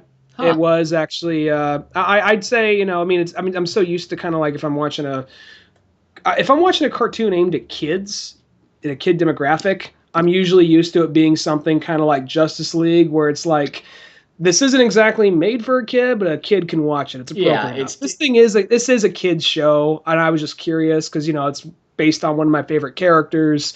So it's like, what's this version like? And it was good. I'm gonna say it's probably. I mean, I don't think it's as good as the Sat AM one, but it's probably Sonic X. I never liked Sonic X, so it's better than that. I'd say it's like. I mean, maybe I hear they edited a hell of a lot of stuff. Apparently, the original one. It sounds kind of weird saying this, but apparently the original one. The original Japanese version was way more dramatic. Like, I don't think there's any part where, like, Sonic is holding Tails, like, his dead, bloody body, like, I wasn't fast enough! I don't think there's anything like that. But apparently there was some more darker, dramatic storylines they just never brought over, which, whatever. I mean, not going to go too out of the way. Those shows, I wish, like... I mainly like the character because it's a fun video game series. If it's a good show or a good movie or whatever, that's secondary and that's cool. But I watched the first 2 episodes and yeah, it was good. It was definitely like aimed at kids, but it was actually kind of clever. Yeah, so. It wasn't like dumbed down for kids, I guess, like to a bad point. If the new game is like if the new game is like a little bit more adventure based, I think it could be this whole little like sub universe they made could be good. Well, speaking of the game, GameFly graced me once again with their $1. They're like, Spencer, we miss you. Would you like to come back for $1 again? I'm like, goddamn right. GameFly is like the clingy ex-girlfriend who's just like, don't leave me, don't leave me. Just give me one more month. Just give me one more month. I think you see that? Like they're probably like, you know what? Fuck, we're gonna get this guy. At some point, he's just gonna convert and go. He can't live without GameFly. Mm-hmm. And the best part too is I'm like, I wonder if I can get the 2 games out again. Like, yep, 2 games out, a $25 deal for $1. And the first game that they sent out was Sonic Boom. So, have you played it yet? Hasn't come yet. I literally got this deal yesterday, so they sent it up today. So hopefully it'll be here by this weekend. With the upside too is like literally that game came out yesterday, so I got it. I'm like, Yeah. bam, right like that. And so far, people say it's actually pretty good. I've heard some people. Yeah, I was looking for the review on it. I couldn't find any reviews on YouTube. I couldn't either. I was looking at that on Amazon, and I asked some people on Twitter. I was like, if anybody has this game, tell me how good it is. And some people said they're like, yeah, it's actually pretty good. So I mean, it looks different. It looks like it's definitely not like looks Jack and Daxter-ish. Yeah, almost more like I guess that's the best way to look at it. But I'll say this regarding that. I mean, I think even as team members of Naughty Dog, part of this new team, I'll say this though. Regardless of how it turns out, but when it first came out, I was like, I was very much kind of like, I don't know about this. But seeing the show and seeing some of the gameplay, it looks like it might be a good thing. I mean, put it this way, it can't be worse than like some other games they've made in the past. So, what's ultimately important to me, the show can be kind of whatever, because if it gets good, then that right on. But I'm more looking forward to, is the game going to be good? That's kind of the main reason. The game's the main thing. So hopefully the game will be sweet. That's all I just hope. I just hope that like it's going to be awesome, and there we go. And it is what it's supposed to be. We all know that Sonic has had its rough patch for almost 15 years by now, but no, literally 15 years. And I'd say the rough patch starts with Sonic Adventure 2. The weird ones. The weird ones are kind of the ones where it's surprisingly good, like the handheld like DS games are the kind of the weird. Or all the ones for Game Boy Advance were great. Or like the downloads, like Sonic 4 or whatever. Those are the ones where it's been kind of like, here's where they weren't fucking up. But it's all the major console games that are all the ones that. Yeah, it's and like you say the RPG one's really good. So yeah, once again, though, that's a handheld. Yeah, so it's all the weird, obscure ones that are apparently doing really good rather than these the big ones. So we'll see. So you could really say from Sonic Adventure 2, like all the console ones from that point on, they've all been kind of. They've had, let's just say, every game had some problem that was kind of a pretty obnoxious. They might have had some good stuff in them, but in general, they weren't totally perfect. And then obviously some better than others. So I'm even though we've seen a lot of crap, and I know it's been 15 years, and there's always been something. We've had werewolves, we've had guns, and we've had characters we never want to play as in the first place.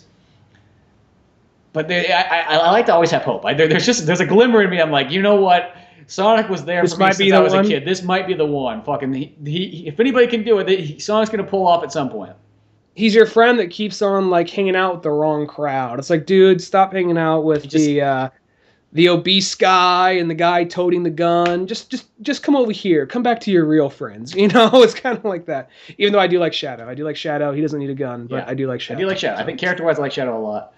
But so I hopefully that's gonna be sweet, and I can't wait. I'm like GameFly, because now it's like whenever I get that GameFly every once in a while, it's like, ooh, I got to catch up on all those games that I didn't go out and buy. And most it's always Wii U games because they never drop in price in general, so it's like, oh fuck, now there's all the Wii U games. It also seems like, who wants this? Who wants this? Because everybody's always like scrambling to get an Xbox One or a PS4. I know. For me, it's like every time I've had GameFly in the last while, it's just like I just rented a copious amount of Wii U games. It was just like, fuck. I literally flipped through the PS3 and Xbox list, and I was like, nothing on there I really care for. It's just like, but it was like, oh fuck, I'll get Hyrule Warriors. Didn't get that one yet. I'll get fucking Sonic Boom. I was like, I'll put Lego Batman 3 on there. If it's got Kevin Smith in it, I just want to see what he looks like in Lego form. Whatever. Fuck, it sounds kind of interesting. I'll get I can't remember. I think I put the Evil Within. That was the only like PS3 game I put on there. I was like, fucking put that on there. But yeah. So yeah, well that's a place to leave off at, and check out oldmanorange.com. Send us an email at oldmanorangepodcast@yahoo.com. And until then, I'm Spencer Scott Holmes. I'm Ryan Dunigan. We'll see you some other time. Later. Thanks for listening to the Old Man Orange Podcast. Check out our website at oldmanorange.com for even more podcasts, cartoons, videos, music, and more. Send us an email at oldmanorangepodcast@yahoo.com. Be sure to subscribe, share, rate, and review us on iTunes, Podomatic, or any of the other fine sites we might be located on. And if you want to help out even more, click on the Amazon or GameStop links on our webpage before you make any purchases there. It won't cost you a penny, but it sends us a little something our way. Thanks again, and tune in next week for more Old Man Orange Podcast.